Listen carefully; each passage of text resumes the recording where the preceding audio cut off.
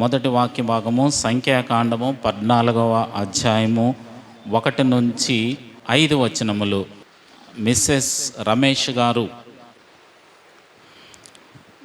రెండవ భాగముగా హెబ్రీలు రాసిన పత్రిక 3వ అధ్యాయం 9 నుంచి 15 శారదా గారు సిద్ధంగా ఉండవలసింది కూర్చున్నాం.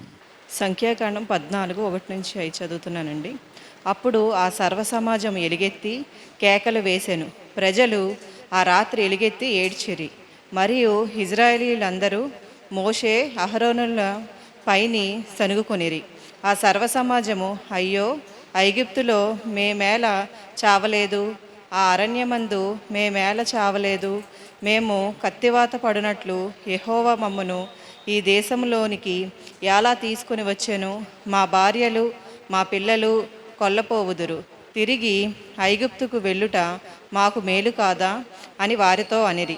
వారు, మనము నాయకుని ఒకని నియమించుకొని ఐగుప్తునకు తిరిగి వెళ్ళుదమని ఒకనితో ఒకడు చెప్పుకొనగా, యెహోవా అహరోనులు ఇజ్రాయేలీల సర్వసమాజ సంఘము ఎదుట సాగిలపడిరి. దేవుని పరిశుద్ధకు దీవించబడుగాక. దేవుని నామానికి స్తుతులు స్తోత్రములు. దైవజనులకి దైవజనరాలకి కూడి వచ్చినందరికీ వందనాలు తెలియజేసుకుంటూ పరిశుద్ధ ఆదివారంకై ఏర్పాటు చేయబడిన 2వ వాక్య భాగం హెబ్రీయులకు రాసిన పత్రిక 3వ అధ్యాయము 9 నుంచి 15 వరకు చదువుకుందాం. 40 సంవత్సరములు నా కార్యములను చూచి మీ పితరులు నన్ను పరీక్షించి శోధించిరి. కావున నేను ఆ తరము వారి వలన విసిగి వీరెల్లప్పుడూ తమ హృదయం ఆలోచనల్లో తప్పిపోవచ్చున్నారు, నా మార్గములను తెలుసుకొనలేదు గనుక నేను కోపంతో ప్రమాణం చేసినట్టు వారు నా విశ్రాంతిలో ప్రవేశింపరని చెప్పితిని. సహోదరులారా, జీవం గల దేవుని విడిచిపోవునట్టి విశ్వాసం లేని దుష్ట హృదయము మీలో ఎవని యందైనను ఒకవేళ ఉండునేమో అని జాగ్రత్తగా చూచుకొనడి. నేడు మీరు ఆయన శబ్దమును విని ఎడల కోపం పుట్టించినప్పటి వలె మీ హృదయములను కఠినపరచుకొనకుడని ఆయన చెప్పిన గనుక పాపం వలన కలుగు భ్రమచేత మీలో ఎవడను కఠినపరచకుండానట్లు నేడు అనబడు సమయం ఉండగానే ప్రతి దినము ఒకడినొకడు బుద్ధి చెప్పుకొనుడి. ఎలయగనగా మొదటి నుండి మనకున్న దృఢ విశ్వాసము అంతము మట్టుకు గట్టిగా చేపట్టిన ఎడలనే క్రీస్తులో పాలివారమే ఉందుము. చదవబడిన వాక్యం దేవుడు దీవించమని.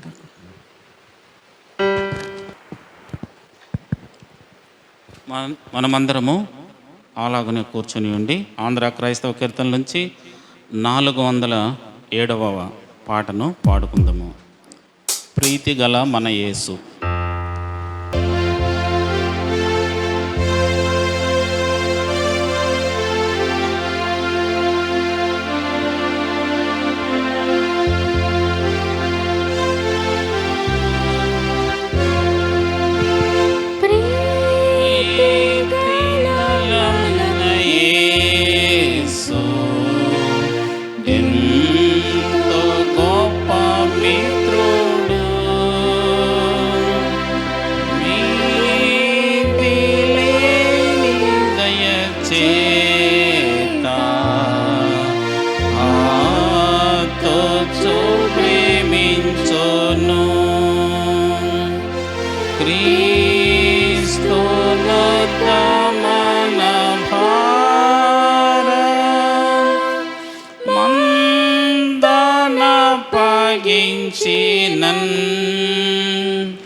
శాంతి గల యేసు చేత మోదలెల్ల వీడును. దయగల మన యేసు ప్రియమైన మిత్రుడు,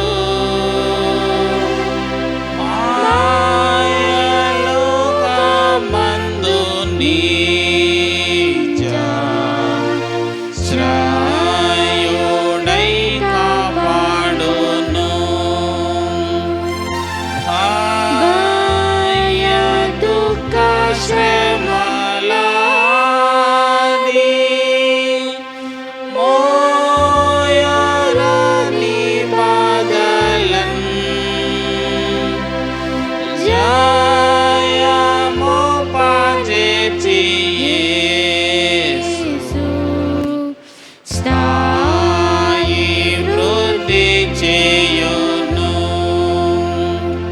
విజ్ఞాపన ప్రార్థన చేసుకుందాం. అత్యంత ప్రేమ కృప పరలోకపు మా తండ్రి, ప్రభువా, సకల ఐశ్వర్యములకు మీరు కారణభూతుడవు, సకల సృష్టికి నిర్మాణకుడవు తండ్రి. దేవా, వందనాలు, స్తోత్రాలు తండ్రి. మేము ఆరాధించుతూ ఉన్నాము అంటే తండ్రి నాయన, మాకు అంత గొప్ప భాగ్యాన్ని మీరు ఇచ్చారు. మీ నామాన్ని తెలుసుకునే భాగ్యాన్ని మాకు ఇచ్చారు తండ్రి. ఎందరో ఇంకా తండ్రి నాయన మీ నామము ఎరిగిన వాళ్ళు తండ్రి నాయన గుమ్మము వెలుపలే ఉండిపోయారు తండ్రి నాయన. అట్టివారు కూడా తండ్రి నాయన మీ నామమును ఎరిగి తండ్రి మీరు నిజమైన దేవుడని నమ్మి లోపలికి అడుగుపెట్టే భాగ్యాన్ని ఇవ్వండి తండ్రి నాయన. ఎంతమంది మీ సన్నిధిలో తండ్రి నాయన ప్రార్థిస్తూ ఉన్నాం తండ్రి. దేవా, ఏదో వస్తున్నామేమో, వాక్యం వింటున్నామో తండ్రి, వాక్యం కోసమే వస్తున్నామేమో తండ్రి, మమ్మల్ని క్షమించండి తండ్రి. దేవా, వాక్యము వినువారుగా కాకుండా తండ్రి దాన్ని గ్రహించి తండ్రి దానిని ఆచరించే వాళ్ళుగా శ్రద్ధగా తండ్రి వింటాం తండ్రి నాయన. కానీ మేము అంత శ్రద్ధగా తండ్రి నాయన దాన్ని ఆచరించలేని స్థితిలో ఉన్నామేమో. ప్రభువా, మమ్మల్ని క్షమించమని ప్రార్థన చేస్తున్నాము.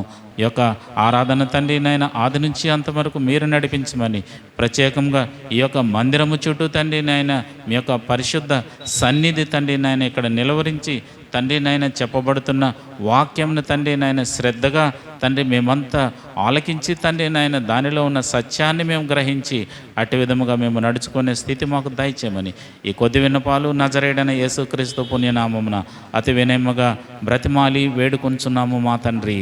ఆమేన్. వాక్య పరిచర్యలోకి వెళ్ళడానికి ముందు సంఘమంతయు లేచి నిలబడినట్లయితే praise and worship. Praise Lord. Hallelujah. దేవునికి స్తోత్రం కలుగును గాక. అందరం ఒకసారి హల్లెలూయా చెప్దామండి సంతోషంగా. హల్లెలూయా, హల్లెలూయా. చేతులెత్తాం ఒకసారి. స్తోత్రం, స్తోత్రం.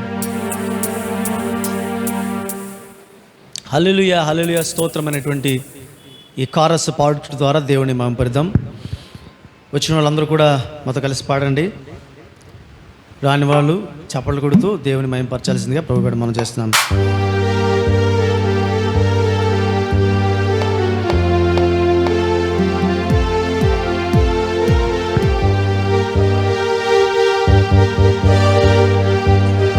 హల్లెలూయా, హల్లెలూయా, స్తోత్రము. హల్లెలూయా, హల్లెలూయా, స్తోత్రము. హల్లెలూయా, హల్లెలూయా, స్తోత్రము. హల్లెలూయా, హల్లెలూయా, స్తోత్రము. హల్లెలూయా, హల్లెలూయా, స్తోత్రము. హల్లెలూయా, హల్లెలూయా, స్తోత్రము. హల్లెలూయా, హల్లెలూయా, స్తోత్రము. హల్లెలూయా, హల్లెలూయా, స్తోత్రము. సూర్యునిలో చంద్రునిలో తారలలో ఆకాశములో, సూర్యునిలో చంద్రునిలో తారలలో ఆకాశములో మహిమా మహిమా యేసుకే, మహిమా మహిమా యేసుకే, మహిమా మహిమా యేసుకే, మహిమా మహిమా యేసుకే. హల్లెలూయా, హల్లెలూయా, స్తోత్రము. హల్లెలూయా, హల్లెలూయా, స్తోత్రము. హల్లెలూయా, హల్లెలూయా, స్తోత్రము. హల్లెలూయా, హల్లెలూయా, స్తోత్రము. కొండలలో లోయలలో జీవులలో ఆ జలములలో, కొండలలో లోయలలో జీవులలో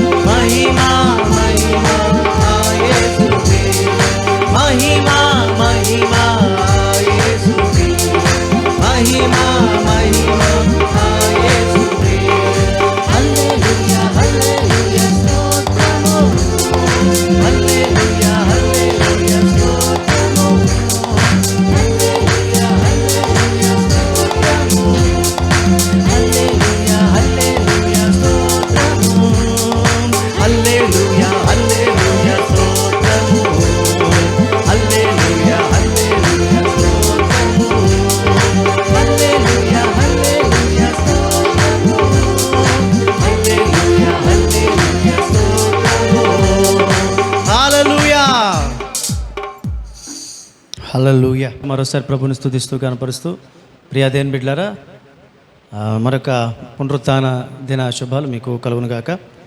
రెండు మూడు దినములుగా మనకి చాలా ఎండ ఎక్కువగా ఉంది. ఎండ పెరుగుతున్న కొలది కూడా లోపల హీట్ పెరుగుతూ ఉంది.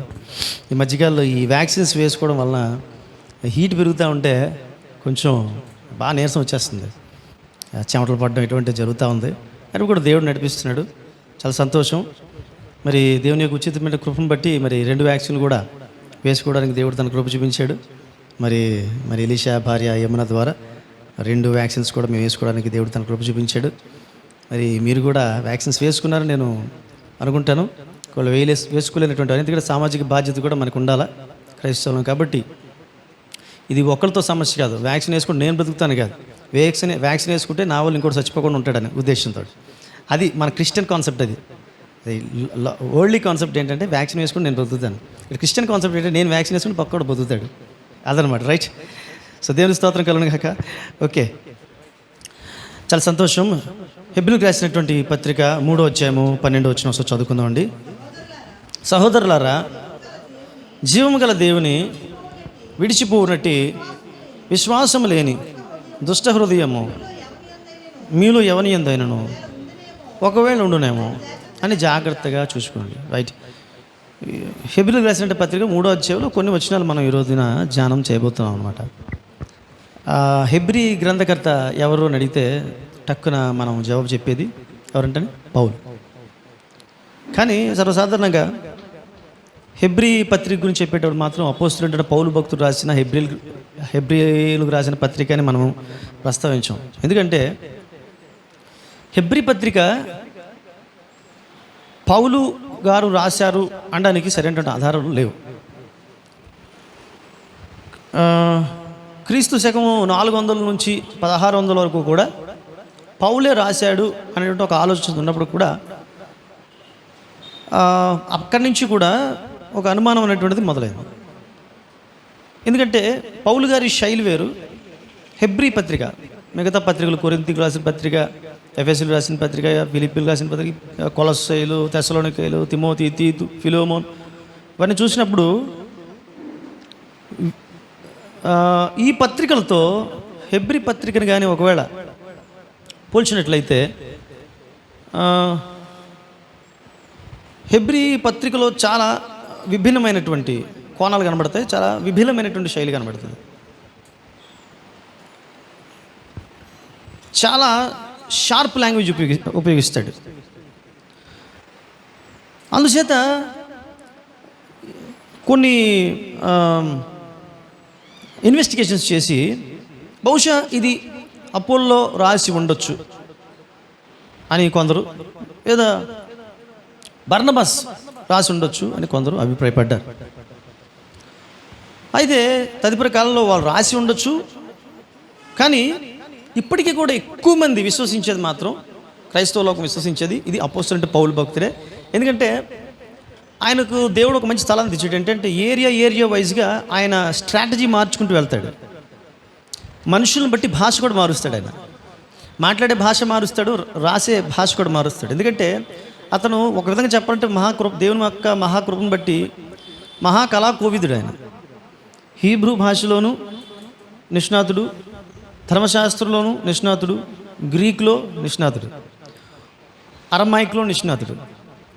అలా కొలక్యులుగా మాట్లాడగలడు, వ్యవహారిక భాషలో మాట్లాడగలడు, చాలా షార్ప్ లాంగ్వేజ్ కూడా మాట్లాడగలడు. హెబ్రీయులకు అనగా వీరెవరు? హెబ్రీయులు అనగా యూదులు, అంటే హెబ్రీ భాష మాట్లాడేటువంటి వాళ్ళంటే చాలా గొప్పవారుగా అప్పుడు అభివర్ణించబడేవారు. యూదుల్లోనే ఉన్నతమైనటువంటి స్థితిలో ఉన్నటువంటి వారిని గురించి చెప్పేటప్పుడు వీరు హెబ్రీయులు అనేవారు, అంటే హెబ్రీ భాష మాట్లాడేవారు. కానీ యూదుల్లోనే కొంచెం తక్కువ చదువుకునేటువంటి వాళ్ళు హీబ్రూ మాట్లాడేవారు కాదు. వారు అరమైక్ మాట్లాడేవారు. అంటే అరమైక్ అంటే గ్రాంధికంగా కాకుండా వ్యవహారికంగా, అంటే చాలా సాదాసీదాగా ఈ అరమైక్ ఉంటుంది. అయితే ఈ హెబ్రీ రాసిన పత్రికలు మాత్రం చాలా షార్ప్ లాంగ్వేజ్ని మరి నేను కూడా ఖచ్చితంగా నమ్ముతున్నాను. ఏంటంటే పౌలు భక్తుడే ఈ యొక్క పత్రిక రాశాడు. ఎందుకంటే అతని యొక్క ఇంటలెక్చువల్స్ చాలా అత్యద్భుతమైనటువంటి ఇంటలెక్చువల్స్ అయినవి పౌలు భక్తుడివి. ఆయన పరిస్థితులకు అనుగుణ్యంగా ఆయన వ్యవహరించేటువంటి వ్యవహారం కూడా చాలా అద్భుతంగా ఉంటుంది. ఆ క్రమంలోనే మరి ఇది పౌలు భక్తుడే రాశాడు అని మనం ఖచ్చితంగా నమ్మవచ్చు.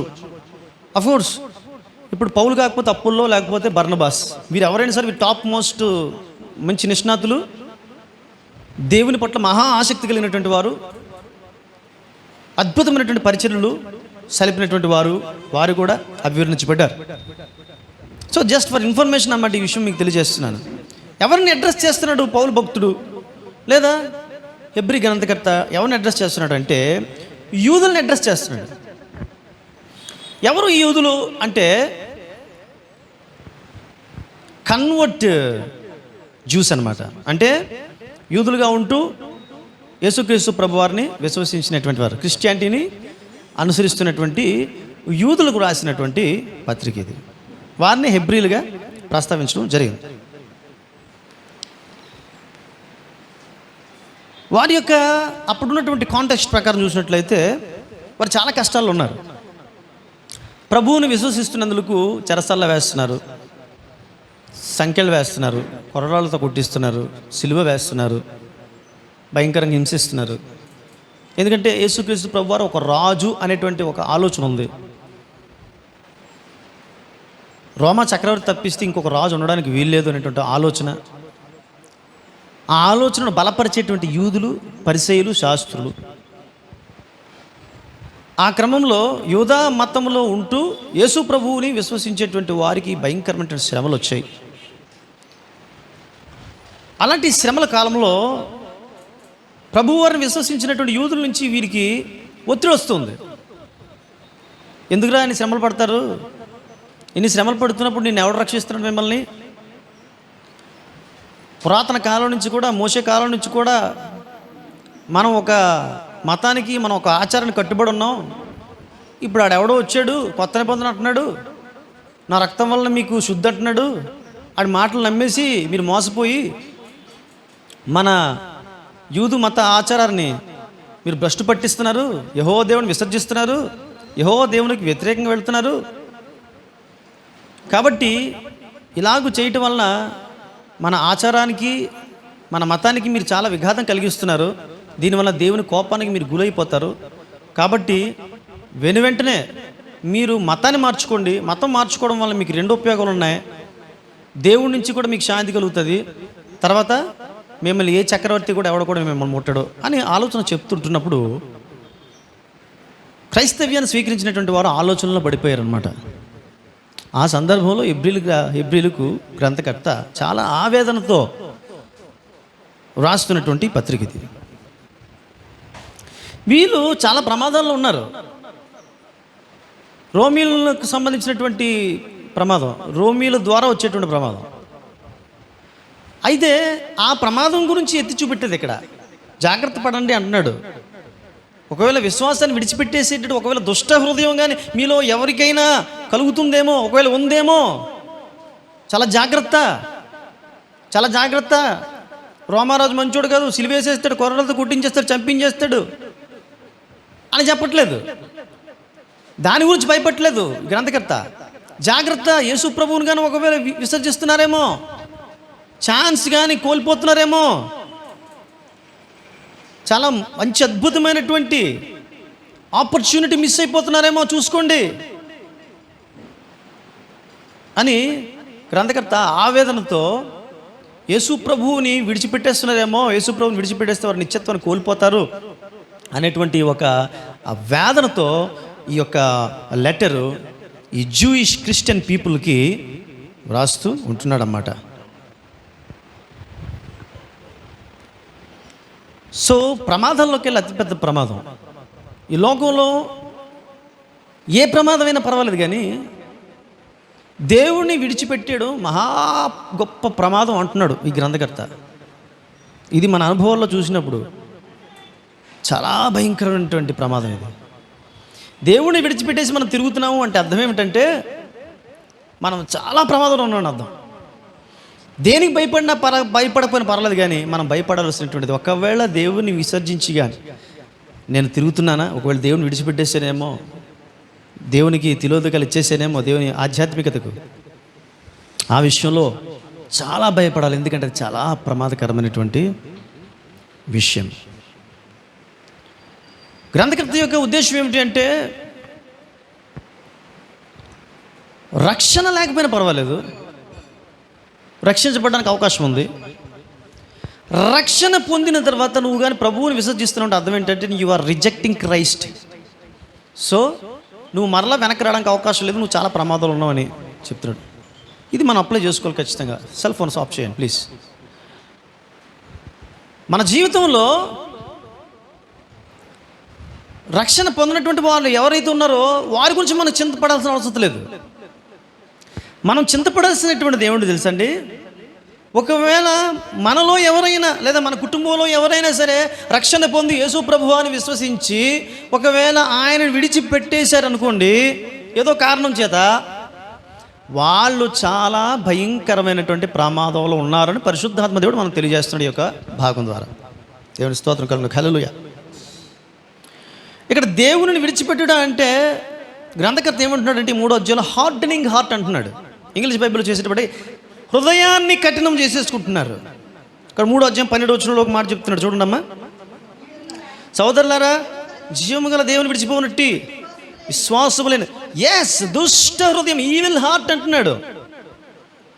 దేవుని విడిచిపోయేటువంటి, దేవుని విడిచిపెట్టేయడం అంటే అర్థం ఏమిటంటే వారు ఒక వారి హృదయాన్ని చెరిపేసుకున్నారు, వారి హృదయాన్ని దుష్టత్వానికి మార్చేసుకున్నారు, వారి హృదయం దుష్టత్వంతో నిండిపోయింది. అందుచేత వారు దేవుని విడిచిపెట్టడానికి రెడీగా ఉన్నట్లుగా మనం ఈ యొక్క వాక్యం ద్వారా మనం తెలుసుకోగలుగుతాం. అంటే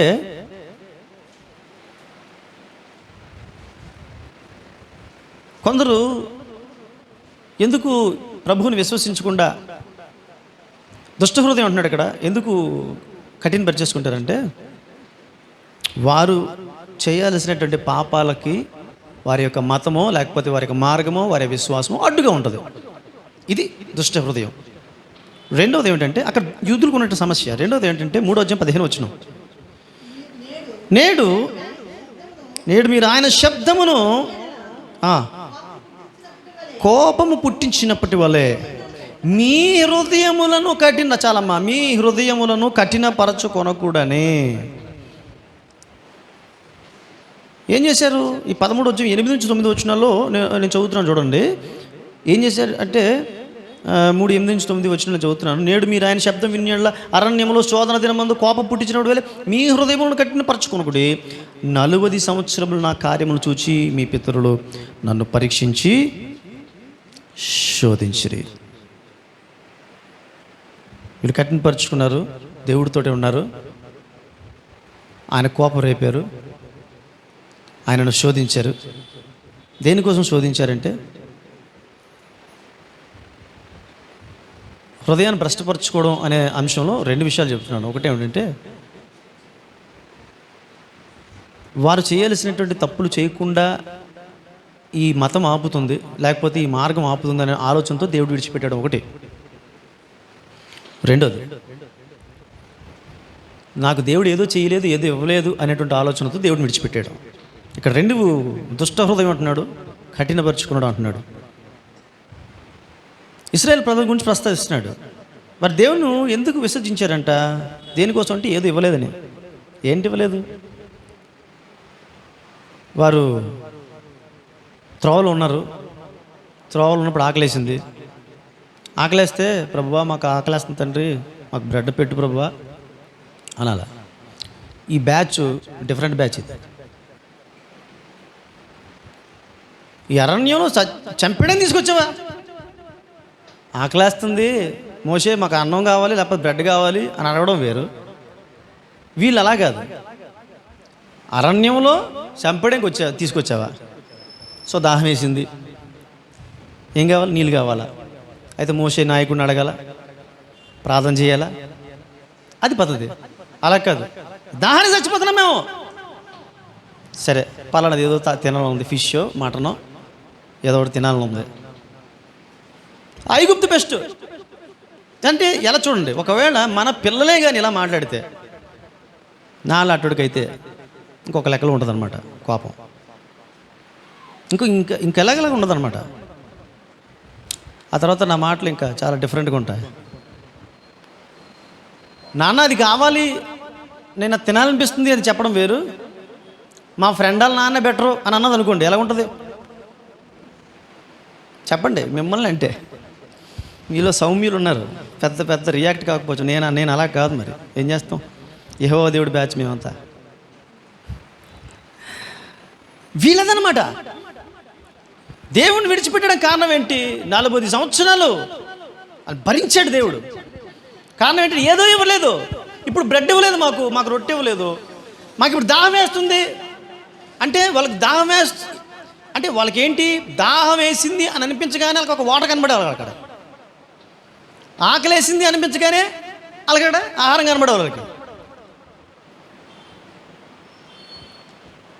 మేక, గొర్రె, ఆవు ఏదో తినాలనిపించింది వాళ్ళకి, వెంటనే వాళ్ళకి ఆవు ప్రత్యక్షం అవ్వాల్సిందే, వాళ్ళకి ఒక మేక ప్రత్యక్షం అవ్వాల్సిందే, ఒక కోడి ప్రత్యక్షం అవ్వాల్సిందే.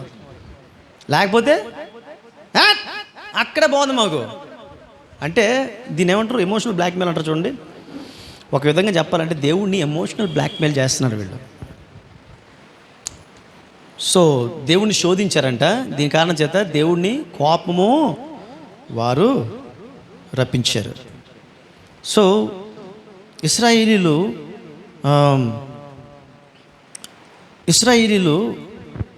దేవుడు తమకేదో చేయట్లేదు, ఏదో ఇవ్వలేదు అనేటువంటి ఆలోచనతో, చాలా స్వల్పమైనటువంటి ఆలోచనతో దేవుడిని విసర్జించేటువంటి స్థితికి వచ్చేసారు వీళ్ళు. ఏకంగా అక్కడే బెటర్ అంటే అర్థం ఏంటంటే అక్కడ దేవతలు బెటర్ అని అర్థం. అక్కడ వారు వాళ్ళ దేవతలకు ప్రార్థన చేసినప్పుడు వాళ్ళ దేవతలే బెటర్ అని అర్థం అక్కడ. అంటే దేవుని ఎంతకంటే నిజం చెప్పాలంటే కోపం ఎలా భయంకరంగా రేపారంటే దేవుడిని. సో ఇప్పుడు వీళ్ళేమిటి, వీళ్ళు కూడా ఇంతే. కొన్ని శ్రమలు వచ్చాయి. ప్రభువుని విశ్వసిస్తే మీకు శ్రమలు ఖచ్చితంగా వస్తాయి. పౌలు భక్తుడు అంటాడు, మనము అనేక శ్రమలను అనుభవించి నిత్యరాజ్యంలోనికి వెళ్ళాలి. సో ప్రభువుని విశ్వసించేటువంటి వారికి శ్రమలు ఉంటాయి.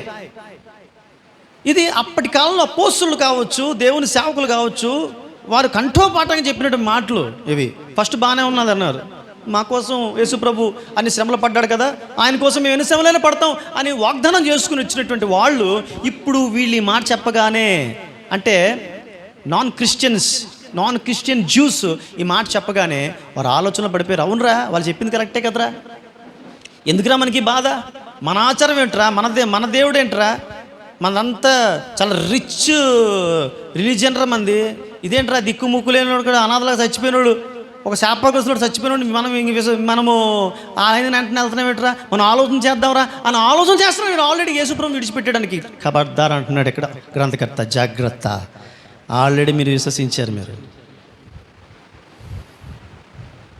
ఆల్రెడీ విశ్వసించారు కాబట్టి ఇంక మీరు వెనక్కి వెళ్ళడానికి వీల్లేదు.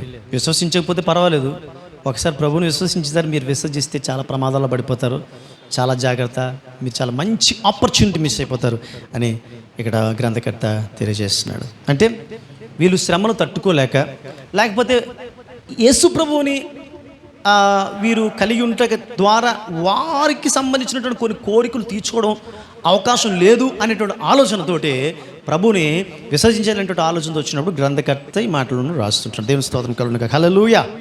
3వ అధ్యాయం 12వ వచనం ఒకసారి చదువుదాం. సహోదరులారా, చాలా జీవము గల దేవుని విడిచిపోయేంతగా, గ్రీకులో ఈ మాటకి ఏమన్నాడంటే అపోస్టసీ, అంటే గ్రీకులో చెప్పబడినటువంటి మాటకి అపోస్టసీ అనేటువంటి అపోస్టసీ అని తర్జుమా చేయడం జరిగింది. అపోస్టసీ అంటే అర్థం ఏంటంటే భ్రష్టత్వం. ఒక విధంగా చెప్పాలంటే అపోస్టసీ అంటే అర్థం ఏంటంటే ఒక ద్రోహం అని కూడా వస్తుంది. అంటే దేవునికి ద్రోహం చేసేటువంటి స్థితిలోకి వచ్చేసారు వీళ్ళు. జీవము గల దేవుని విడిచిపోయేంతగా అని మనకు తెలుగులో ఈ చెప్పినటువంటి ఈ మాటకి ఈ అపోస్టసీ అనేటువంటి మాట ఉపయోగించడం జరిగిందంటే వాళ్ళ యొక్క హృదయంలో దేవుని గురించి ఎలాంటి ఆలోచన చేస్తున్నారో దీన్ని బట్టి మనం అర్థం చేసుకోగలుగుతాం. సరే, 2 రకాల భ్రష్టత్వాల గురించి ఈ సమయంలో మీతో నేను పంచుకుంటాను. మొట్టమొదటిది ఏమిటంటే దేవుళ్ళలో నుంచి బయటికి వచ్చాడు. అంటే దేవుళ్ళలో ఉంటూ దేవుని విశ్వసించి దేవుళ్ళు కొనసాగుతూ, దేవుని సన్నిధికి వస్తూ, దేవుని ప్రార్థనలు చేస్తూ, వాక్యాలు చదువుతూ దేవుని విడిచిపెట్టడం, ఇది ఒక రకం అన్నమాట. అయితే వారికి వచ్చేటువంటి పరిస్థితి హెబ్రీయులకు రాసినటువంటి పత్రిక 6వ అధ్యాయంలో చెప్తాడు వాళ్ళ పరిస్థితి ఎలాగ ఉంటుందో. 4-5 వచనాలు ఒకసారి ఎవరైనా చదవండమ్మా. ఒక్కసారి వెలిగింపబడి పరలోక సంబంధమైన వరమును రుచి చూచి పరిశుద్ధాత్మలో పాలివారై దేవుని దివ్యవాక్యమును రాబో యుగ సంబంధమైన శక్తుల ప్రభావమును అనుభవించిన తర్వాత తప్పిపోయిన వారు తమ విషయములో దేవుని కుమారుని మరలా సిలువ వేయచ్చు బహాటముగా ఆయనను అవమానపరుచున్నారు కనుక మారు మనసు పొందునట్లు అట్టి వారిని, అంటే సెకండ్ ఛాన్స్ వారికి ఇంకా లేదు. ఇది కొత్త నిబంధనలో కడాఖండిగా దేవాది దేవుడు భక్తుని ద్వారా చెప్తున్నటువంటి విషయం. ఒక్కసారి నాకు టీవీ ఇవ్వలేదనో, ఫ్రిడ్జ్ ఇవ్వలేదనో, లేకపోతే సెల్ ఫోన్ ఇవ్వలేదనో, బంగారం ఇవ్వలేదనో, లేకపోతే ఇల్లు ఇవ్వలేదనో, కారు ఇవ్వలేదనో, లేకపోతే ఫ్లైట్ జర్నీ చేయడానికి అవకాశం ఇవ్వలేదనో, లేకపోతే ఏదో కారణం చేత ఉద్యోగం ఇవ్వలేదనో, పెళ్లి చేయలేదనో, లేకపోతే నల్లగా ఉన్నోడు పెళ్లి చేసావనో, నల్లగా ఉన్నదాన్ని పెళ్లి చేసావనో, లేకపోతే ఆడపిల్లని ఇచ్చావనో, మగ పిల్లలను ఇచ్చావనో, లేకపోతే అసలు గొడ్రాలుగా చేసావనో, ఏదో ఒక కారణం చేత ఒకవేళ కానీ నీవు విశ్వసించినటువంటి యేసు క్రీస్తు ప్రభు వారిని విడిచిపెట్టేస్తే మరలా తిరిగి యేసు క్రీస్తు ప్రభు వారిని నీవు అంగీకరించడం అంతమా సాధ్యము కాదు. ఎందుకంటే ఒక్కసారి విడిచిపెట్టేసిన తర్వాత సాతాను చెరలోకి వెళ్ళిపోతాం మనం. అదే గ్రంథంలో అద్భుతంగా చెప్తాడు గ్రంథకర్త. ఒక్కసారి ప్రభువును కానీ విశ్వసించడం మానేస్తే మన అపవాది చెరలోనికి వెళ్ళిపోతాం. మళ్ళీ దేవుడు ప్రభువా నీ బ్యాచ్ నేను మళ్ళీ నీ పార్టీలో చేరిపోతానంటే చేర్చేసుకోడు. మన ఈ కొన్ని పొలిటికల్ పార్టీస్ లాగా. దేవుడు ఎంత పాపినని ఇష్టపడతాడు, కానీ దేవుని బాధ పెట్టి, దేవుని హృదయాన్ని శోధించి, ఆయన మనసును గాయం చేసి, చిన్న కారణం చేత దేవుణ్ణి ఒక్కసారి మనం నిందించామనుకోండి, మరలా ఇంకేముంది, మరలా వచ్చిన తర్వాత మళ్ళీ వెళ్ళిపోతాం. ఏదో చిన్న చిన్న కారణాలు చేత దేవుని కానీ విడిచిపెట్టేసేటువంటి పరిస్థితులు కానీ మనం ఉన్నట్లయితే ఖచ్చితంగా మనం ఏదో సమయంలో మళ్ళీ వెళ్ళిపోతాం. మన క్రైస్తవ విశ్వాసులకి ఇటువంటివి చాలా బాగా అలవాటు. పొరపాటున, అంటే ఫర్ ఎగ్జాంపుల్ చెప్తున్నాను, మీ పేర్లు ఎవరి పేర్లు మర్చిపోయి అనుకోండి. కొంతమంది ఇంతకుముందు అనుభవాలు చెప్తున్నాను నేను, బ్లాక్మెయిల్ చేశారు. ఎలాగా, ఒక 2-3 వారాలు రావడం మానేడు. ఇక్కడ క్లీజ్ అది టైప్ అన్నమాట. మేము రావని చెప్పరు వాళ్ళు మెంటల్గా ఇబ్బంది పెట్టడం కోసం. నేను రాను, చూద్దాం. నా పేరు చెప్పలేదు. పేరు చెప్పలేకపోవడం కారణం బహుశా పేరుతో ప్రార్థన చేయకపోవడం కారణం ఎన్నో సమస్యలు ఉంటాయి. ఉద్దేశపూర్వకంగా జరగవు. కానీ మన మనస్తత్వాలు. ఈ రోజున హెబ్రీల గురించి చెప్తున్నటువంటి మాటలో ఎవరికి చెప్తున్నాడు అంటే నీకు నాకు చెప్తున్నాడు. ఎవరో ఆ హెబ్రీలుగా చెప్తున్న మాటలో ఈ రోజున 2021 సంవత్సరంలో యూబీసీ ప్రేయర్ హౌస్ సంఘ సభ్యులు అంటే మనందరికీ చెప్తున్నాడు దేవుడు. అటువంటి మనస్తత్వాన్ని మనము అలవాటు చేసుకోకూడదు. ఒకసారి వెలిగించబడిన తర్వాత నువ్వు దేవుని కోసం వెలిగించబడ్డావు, నువ్వు సన్నిధికి వస్తున్నావు అంటే అర్థం ఏమిటంటే ఎవరి కోసం వస్తున్నావు అంటే నువ్వు ఎవరి కోసం చెప్పడానికి వీల్లేదు. నేను దేవుని కోసం వస్తున్నాను, ఆయన వాక్యం వినడం కోసం వస్తున్నాను, ఆయన ఆరాధన చేసుకోవడానికి వస్తున్నాను, నా ఆత్మీయ జీవితాన్ని వృద్ధి చేసుకోవడానికి నేను వస్తున్నాను, నేను నా కుటుంబం దీవించబడడం కోసం నేను వస్తున్నాను. అక్కడ ఎలాంటి ప్రాబ్లమ్స్ అని జరగవచ్చు. ఉద్దేశపూర్వకంగా జరగవచ్చు, లేకపోతే ఉద్దేశపూర్వకంగా కాకుండా జరగవచ్చు. అయినప్పటికీ కూడా నేను ప్రభు సన్నిధికి వస్తాను. ఇది నాకు దేవుడు ఇచ్చినటువంటి భాగ్యము. ఇది మన క్రిస్టియన్స్లో ఉండాల్సిన కాన్సెప్ట్. ఇది ఒక సంఘానికి సంబంధించిన ప్రాబ్లం కాదు, యావత్ సంఘాలన్నిటికీ కూడా సంబంధించినటువంటి ప్రాబ్లం ఇది. దేవుని కృపను బట్టి కొన్ని సంఘాల వారు చాలా బలంగా వాళ్ళని ఆ వాక్యంతో చాలా బలమైనటువంటి మాటలు చెప్పి వారు స్థిరపరచుట కారణం చేత కొన్ని సంఘాల వారు మాత్రం ఈ సమస్య నుంచి వారు బయటకు వచ్చారు. కానీ కొన్ని సంఘాలు మాత్రం ఇంకా అలాగే, ఈవెన్ అందులో మన బాప్టిస్ట్ సంఘం కూడా ఉన్నది అని చెప్పడంలో మాత్రం ఏమాత్రం కూడా సందేహం లేదు. అందుకు నేను చాలా బాధపడుతున్నాను. సో ఇటువంటి పరిస్థితిగానే ఒకవేళ ఉన్నట్లయితే ఒకసారి వెలిగించబడిన తర్వాత పరిశుద్ధాత్మ యొక్క వరమును రుచి చూసిన తర్వాత రాబో యొక్క సంబంధమైనటువంటి విషయాలు రుచి చూసిన తర్వాత ఉద్దేశపూర్వకంగా ఒకవేళ కానీ నీవు కానీ వెనక్కి వెళ్ళిపోతే అటువాణ్ణి గుణపరచుట, మారు మనసు పొందడానికి అటువాన్ని గుణపరచుట సాధ్యము కాదు. ఇది దేవుని యొక్క వాక్యం చెప్తున్నటువంటి మాట. నేను బ్యాక్ వెళ్ళాలి అనేటువంటి ఆలోచన రానివ్వద్దు. It doesn't matter which church you want to go, but you never think that I will abandon Christ. There is no use of having a connection with Jesus Christ.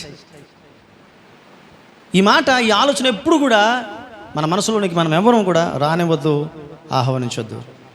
ఇక్కడ ఏమంటున్నాడు గ్రంథకర్త, ఒక్కవేళ కానీ నువ్వు కానీ వేరే ఆలోచన చేసినట్లయితే నువ్వు మంచి ఆపర్చునిటీ మిస్ అయిపోతున్నావు అంటున్నాడు. మధ్యకాలంలో ఒక వ్యక్తికి లాటరీ తగిలింది. లాటరీ టికెట్ కొన్నాడు. ఈ మధ్యకాలంలో పేపర్లో వచ్చింది ఆ విషయం. లాటరీ టికెట్ కొన్న తర్వాత మరి ఏమొచ్చిందో నైరాశ్యం. బహుశా చాలా టికెట్లు కొనుంటాడు, కొని ఎప్పుడు రాలేదు గోలా, నలిపేసి పక్కన పడేస్తే పాప ముస్లిమ్స్ వాళ్ళు సహోదరులు ఆ షాపు వాళ్ళు అది తీసి జాగ్రత్త పెట్టారు. తీరా చూస్తే ఆ నంబర్కి లాటరీ తగిలింది కోట్లు. కానీ ఎంత గొప్ప మంచి వ్యక్తులు అంటే వీళ్ళు అతని కబురు పెట్టారు, అయ్యా మీ టికెట్కి లాటరీ తగిలింది అనేసి. కొన్ని సమ్ క్రోర్స్ అనుకుంటాను. సో వారు ఆగమేఘాల మీద వచ్చారు. వాళ్ళు చాలా సంతోషించారు. వాళ్ళు చాలా కృతజ్ఞత తెలియజేస్తారు. వాళ్ళకి 30 lakhs అన్ని ఇచ్చినట్లుగా మరి తెలిసిన తర్వాత ఎంత ఇచ్చారు నాకు క్లియర్ తెలియదు, కానీ మొత్తానికి కృతజ్ఞతగా. ఒకవేళ చూడండి, ఆ లాటరీ టికెట్ చింపేసిన, ఎక్కడో పడేసిన, ఒకవేళ అదే నెంబర్కి కానీ తగిలింది అని తెలుసుకున్న తర్వాత పరిస్థితి ఎలా ఉంటుంది? ఎంత కోల్పోయిన జీవితంలో అంత అద్భుతమైనటువంటి అవకాశాన్ని కోల్పోయిన ఎంత బాధపడతారు కదా. సేమ్ ఒక అద్భుతమైనటువంటి అవకాశం యేసు ప్రభువుని కలిగి ఉండడం అనేటువంటి ఒక అద్భుతమైనటువంటి అవకాశం.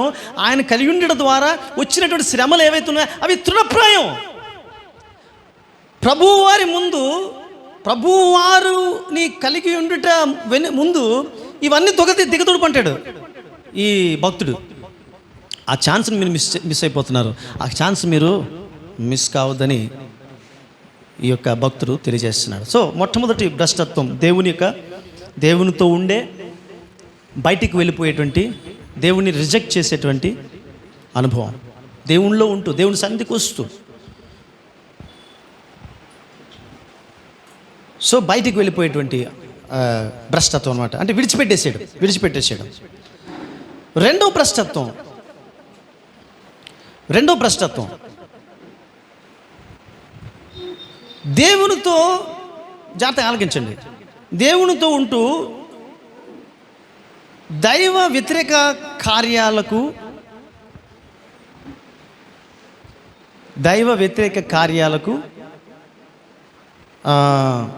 మొగ్గు చూపడం అన్నమాట.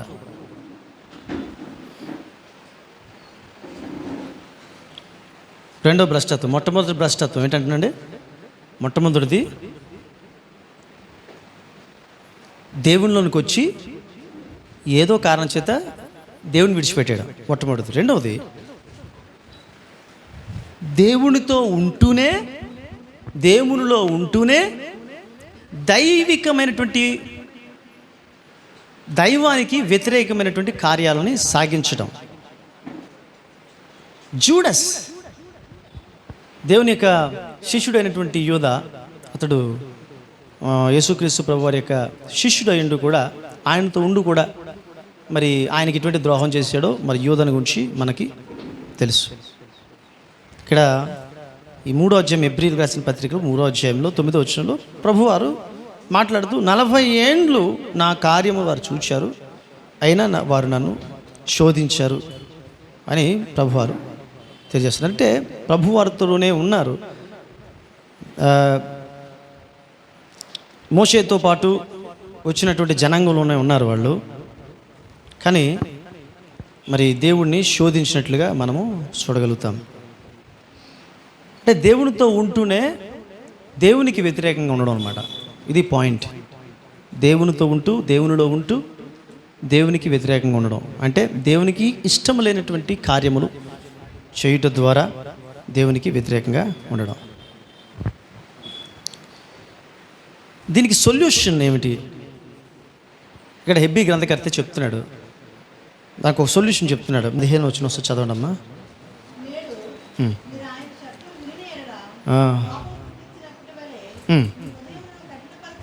ఎస్, మీ హృదయం కఠినపరచుకుని కూడా ఆయన చెప్పిన కనుక పాపం వలన కలుగు భ్రమ చేత మీలో ఎవడును కఠినపరచబడుకుంటున్నట్లు నేడు అనబడు సమయం ఉండగానే ప్రతి దినమును ఒకరికొకడు బుద్ధి చెప్పుకున్నాడు. ఎలాగనగా మొదటి నుండి మనకున్న దృఢ విశ్వాసం తమ్ముడు గట్టిగా చేపట్టినట్లనే చాలా ఇక్కడ ఏమంటున్నాడంటే, నేడు అనబడు సమయం ఉండగానే ఇప్పుడు ఒక సొల్యూషన్ చెప్తున్నాడు. ఇప్పుడు ఎవరికి వాళ్ళు సరే విడిచిపెట్టేద్దాం అని ఎవరికి వాళ్ళు విడిచిపెట్టడానికి, దేవుని విడిచిపెట్టడానికి సిద్ధమైపోతున్నారు. ఇప్పుడు ఈ భక్తుడు ఏమంటున్నాడంటే, మీలో ఎవరైతే ఇటువంటి ఆలోచనలు చేస్తున్నారో అటువంటి ఆలోచనలు చేసేటువంటి వారికి మీరు బుద్ధి చెప్పండి అంటున్నాడు. తర్వాత మీరు ఒకరికొకరు బుద్ధి చెప్పుకోండి అంటున్నాడు. సో బుద్ధి చెప్పుకోవడం అనేటువంటి మాటను మనం చూసినప్పుడు ఇంగ్లీష్ బైబిల్లో మనకు వచ్చేటప్పుడు ఎగ్జార్ట్ అనేటువంటి మాట ఉపయోగించాడు. ఎగ్జార్ట్ కింగ్ జేమ్స్ వెర్షన్లోని, తర్వాత ఇంగ్లీష్ స్టాండర్డ్ వెర్షన్లో ఎగ్జార్ట్ అనేటువంటి మాట ఉపయోగించాడు. తర్వాత న్యూ ఇంటర్నేషనల్ వర్షన్లో ఎంకరేజ్ అనే మాట ఉపయోగించాడు. తర్వాత న్యూ అమెరికన్ స్టాండర్డ్ వెర్షన్లో కూడా ఎంకరేజ్ అనేటువంటి మాట ఉపయోగించాడు. తర్వాత న్యూ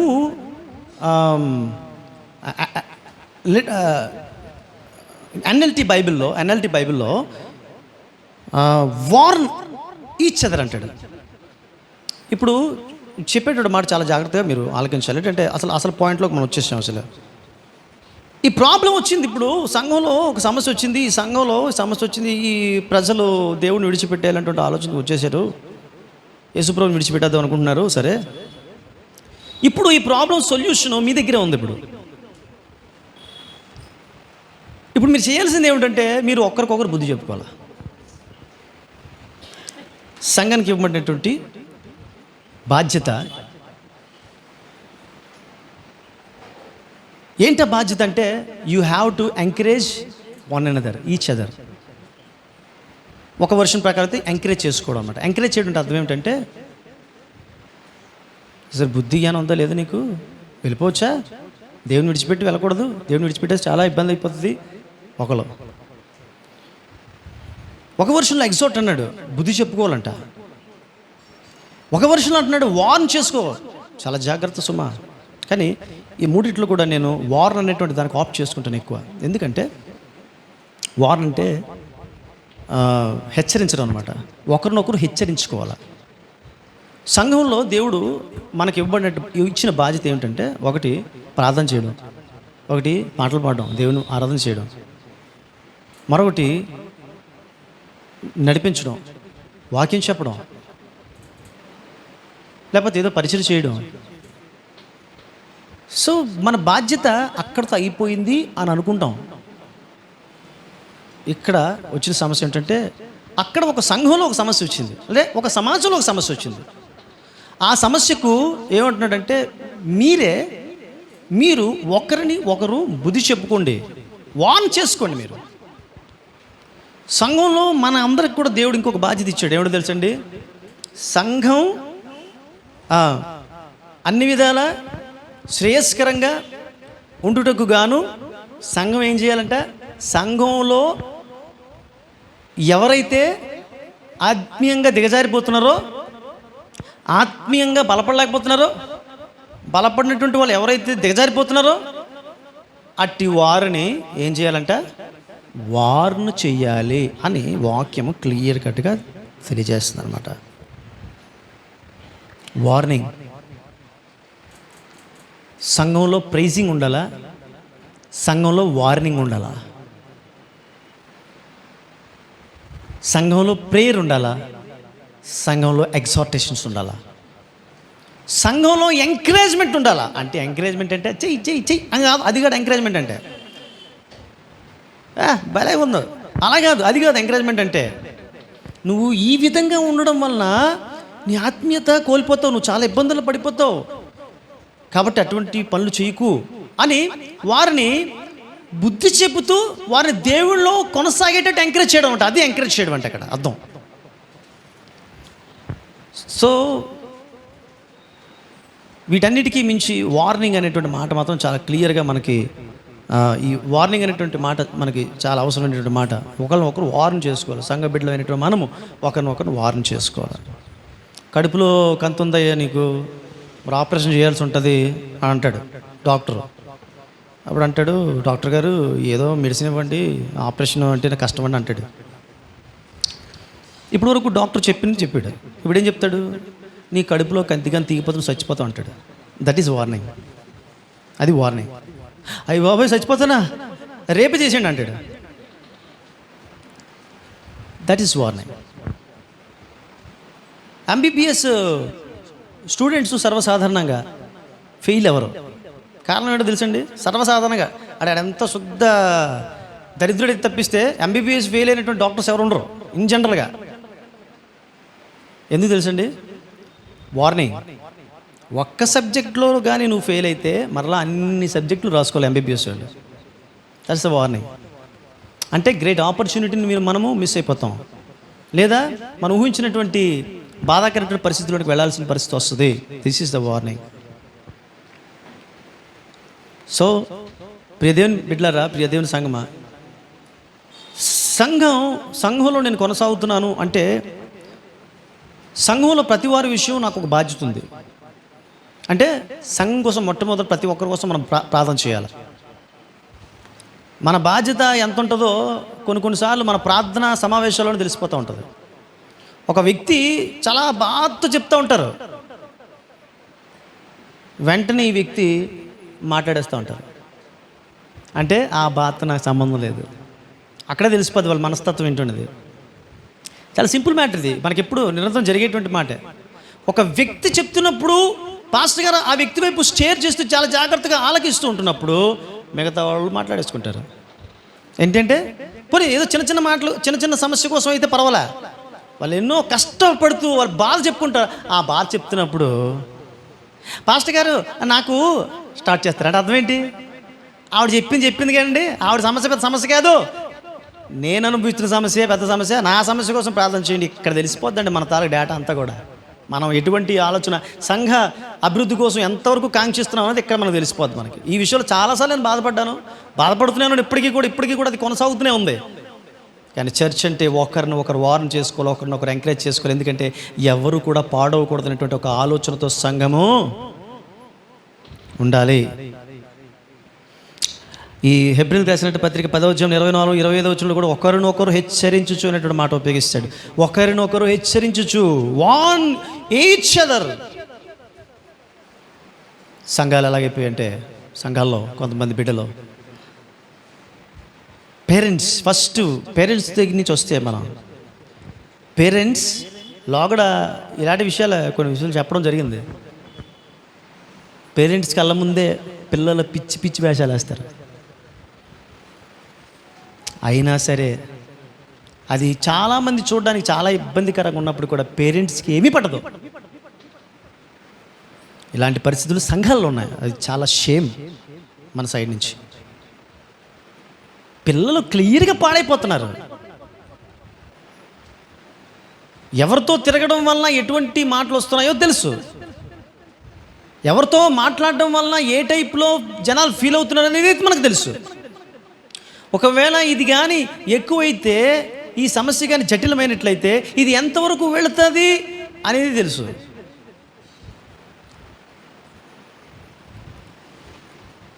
వాళ్ళ బిహేవియర్ ఎలా ఉంటుందో కూడా తెలుసు. వాళ్ళ బిహేవియర్లో రాంగ్ ఉందని కూడా తెలుసు. తెలుసు, వాళ్ళ బిహేవియర్ కరెక్ట్ కాదని తెలుసు. కానీ ఎంకరేజ్ చేసేటువంటి తల్లిదండ్రులు ఈ రోజున సంఘాల్లో గొప్ప విశ్వాసులుగా చలామణైపోతున్నారు. షేమ్ ఆన్ అవర్ పార్ట్ అనమాట. అది సంఘంలో ఒక విశ్వాసి ఎలా ఉండాలండి? తన కుటుంబాన్ని చాలా జాగ్రత్తగా చూసుకోవాలా, తన పిల్లల్ని చాలా జాగ్రత్తగా చూసుకోవాలా, తన పిల్లల విషయంలో చాలా వార్నింగ్ చేయాలి. ఎప్పటికప్పుడు స్ట్రిక్ట్ వార్నింగ్ ఇస్తూ ఉండాలా. ఏమంటున్నాడు? ఒకరికొకరు వార్న్ చేసుకోండి. చూస్తూ ఊరుకోవడం కాదు. నీ బిడ్డ తిరుగుతున్నాడా? ఎందుకలా ఊరుకుంటున్నావు? నీ బిడ్డ తిరుగుతుందా? ఎక్కడ తిరుగుతుంది? ఎక్కడికి వెళ్తుంది? కొంతమంది పిల్లలు బీచ్లో పార్కులో కనపడుతుంటారు ఒక్కోసారి.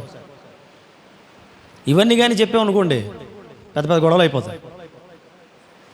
అప్పుడు నాకు అనిపిస్తుంది సంఘంలో చాలామంది తెలిసి విషయం. పాయింట్ ఏంటంటే ఎక్కడికి వస్తున్నాం? అసలు పాయింట్ మాకేమి తెలియదు. తెల్ల మోకాలు ఆవిడ ఇయ్యొద్దు. ఒకవేళ ఏమైనా ప్రాబ్లం వస్తే తెలుసు. ఏమంటున్నాడు ఇక్కడ? బుద్ధి చెప్పుకోండి. Exhort each other, warn each other. ఏంటి నువ్వు తిరుగుతున్నావు? ఎవరితో వెళ్తున్నావు నువ్వు? మీ మమ్మీ డాడీకి తెలుసా? చర్చిలో విషయం తెలిస్తే పరువేమవుతుంది తెలుసా? మీ మమ్మీ డాడీకి చెప్పారా? చెప్తారా?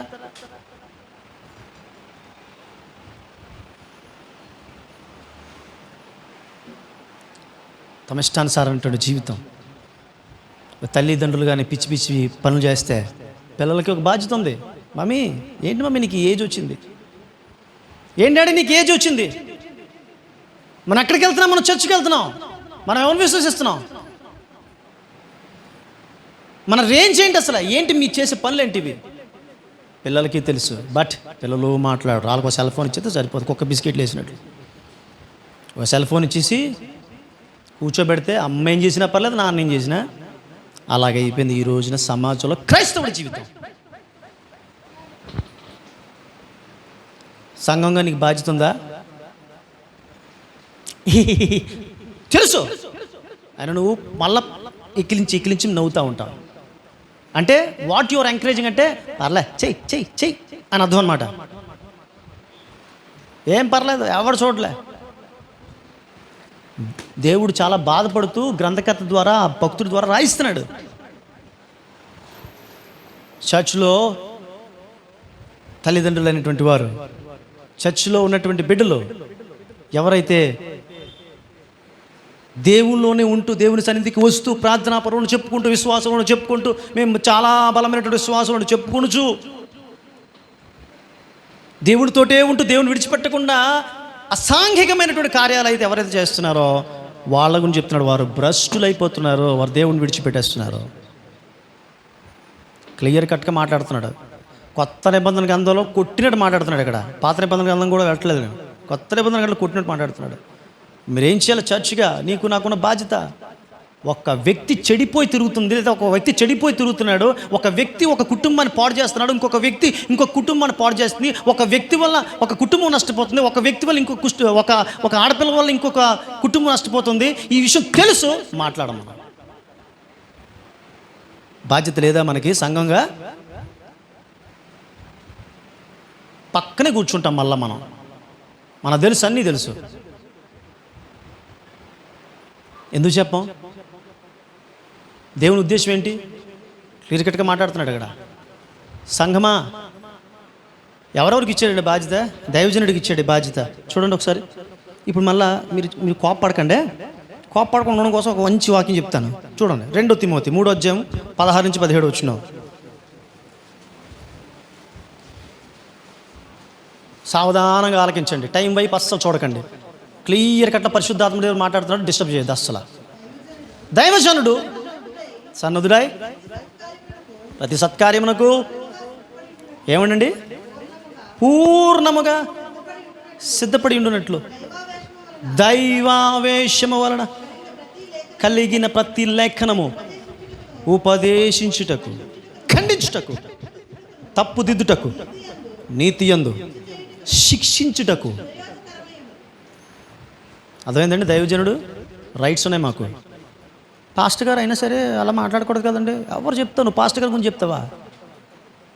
మోకలేసి చెప్పు దేవుడిని, దేవుని సన్నిధిలో ప్రభు పాస్టర్ గారు అలా మాట్లాడకూడదని. అప్పుడు చెప్తాడు దేవుడు. ఇంకొకరితో చెప్పడం కాదు. నీకుగా నిజంగా అది ఇబ్బంది అనిపిస్తే నువ్వు ఎవరితో మాట్లాడద్దు. మోకాళ్ళే ప్రభు పాస్టర్ గారు మాట్లాడడం తప్పు కాదు కదా, తప్పు కదా అను చూడు. పోనీ నీతి యందు శిక్ష చేయుటకు, ఏమంటట ఇంకా తప్పుదిద్దుటకు, ఖండించుటకు. ఖండించుటకు చాలమ్మా ప్రయోజనకరం. దైవజనుడా జాగ్రత్త, తిమోతికి పౌలు భక్తుడు జాగ్రత్త, నువ్వు భయపడిపోయి వెనక్కెళ్ళకు, చెప్పడం ఏమాత్రం కూడా వినదీయొద్దు అని తిమోతికి పౌలు భక్తుడు గట్టిగా వార్నింగ్ చేస్తూ చెప్తున్నాడు అన్నమాట. ఎబ్రీ గ్రంథకర్త అంటున్నాడు, వార్న్ చేసుకోండి, సంఘంలో ఎవరైతే తేడా చేస్తున్నారో. డైరెక్ట్ చెప్పండి, పర్వాలేదు. దైవజన్ ఇప్పుడు నేనున్నాను అనుకోండి, ఒకవేళ నా తాలూకా మనస్తత్వానికి ఏంటంటే నేను అక్కడ పెద్ద సీఎం అయినా పట్టించుకోను, సీఎంకి అని చెప్తాను, సార్ మీరు రాంగ్ అని చెప్పేస్తాను, ప్రాబ్లం కాదు. కానీ నేను ఇక్కడికి వచ్చిన తర్వాత నా స్టేజ్ ఇదే. పర్సనల్గా మాట్లాడి వాళ్ళని ఇబ్బంది పెట్టడం నాకు ఇష్టం ఉండదు, అది కరెక్ట్ కాదు. ఒక సేవకుడిగా చెప్పకూడదు. సేవకుడిగా ఇదే ఈ ఆయుధం ఎక్కడి నుంచి ప్రయోగిస్తాం, మా యొక్క క్షిపణులన్నీ కూడా. డైరెక్ట్గా చెప్పడం మాకు తృణప్రాయం, నాలాంటి అసలు తృణప్రాయం, చాలా సింపుల్గా. కాదు, అది కాదు. సంఘము ఫ్రెండ్స్ కదా, ఎవరికాళ్ళు ఫ్రెండ్స్ కదా, ఫ్రెండ్స్గా, కొలీగ్స్గా, నైబర్స్గా తప్పు చేయకూడదు. ఏంటి ఆ పనులు? మన సంఘం ఎటువంటి సంఘం? మన సంఘం ఎలాంటి సంఘం? మనం ఎలాంటి విశ్వాసంలో బలపడుతున్నాం? మనం నమ్ముకున్న మన దేవుడు ఎటువంటి వాడు? ఎంత అవమానకరం ఇది! ఇటువంటి పనులా అని ఒకరు హెచ్చరించుకోవాలా? ఏంటి మన పరిశుద్ధతను ఎక్కడ కాపాడుకుంటున్నాం? మనం నీతిమంతులమేం కాదు, మనకేవో చిన్న చిన్న ప్రాబ్లమ్స్ ఉంటాయి. వాటితో పాటు ఇంకా మనం కొని తెచ్చుకుని దేవుని నామాన్ని అవమానపరిచితే దేవుడు దాన్ని టాలరేట్ చేయడు. దేవుని యొక్క పరిశుద్ధమైనటువంటి సంఘానికి నువ్వు వస్తున్నావు అంటే అర్థం ఏంటంటే నీకు ప్రవర్తన ఎలా ఉండాలా? చాలా జాగ్రత్తగా ఉండాలా. ప్రవర్తన అంటే చర్చలోనే కాదు, బయట కూడా ప్రవర్తన చాలా బాగుండాలి. బయట 2-3 మెయింటైన్ చేసేసి చర్చిలో ఏమి తెలియనట్టు ముసిగేసేసి లేకపోతే ప్రార్థన చేయడం కాదు. బయట ఎలాగుంది నీ ప్రవర్తన? ఎంతమంది నిన్ను గురించి క్రైస్తవులు ఏ చర్చికి వెళ్తారా, ఆ చర్చ్ అంతేనరా, ఆ చర్చిలో ఆ టైపే అని అనుకున్నారు అనుకోండి, ఈ టైప్ కూడా ఆ టైప్ అవుతాడు. వీడు ఎవడవుతాడు? ఆడు ఆ టైప్ అయి ఉంటాడు రా. అవునా? దేవుడికి అవమానం వచ్చారు, మాకు అవమానం వచ్చిన పర్లా, అక్కడ వస్తుంది అవమానం. పిల్లలు ఒక విషయం నేను చెప్పాలని ఆశపడుతున్నాను. తుయితేరు సంఘం గురించి మాట్లాడుతూ ప్రకటన గ్రంథం 2వ అధ్యాయంలో, నీ సహనం నాకు తెలుసు, నీ ప్రేమ తెలుసు, నీ స్నేహశీలత్వం నాకు తెలుసు, మంచితనం అంతా నాకు తెలుసు, కానీ నీకు ఒక ప్రాబ్లం ఉంది అంటున్నాడు.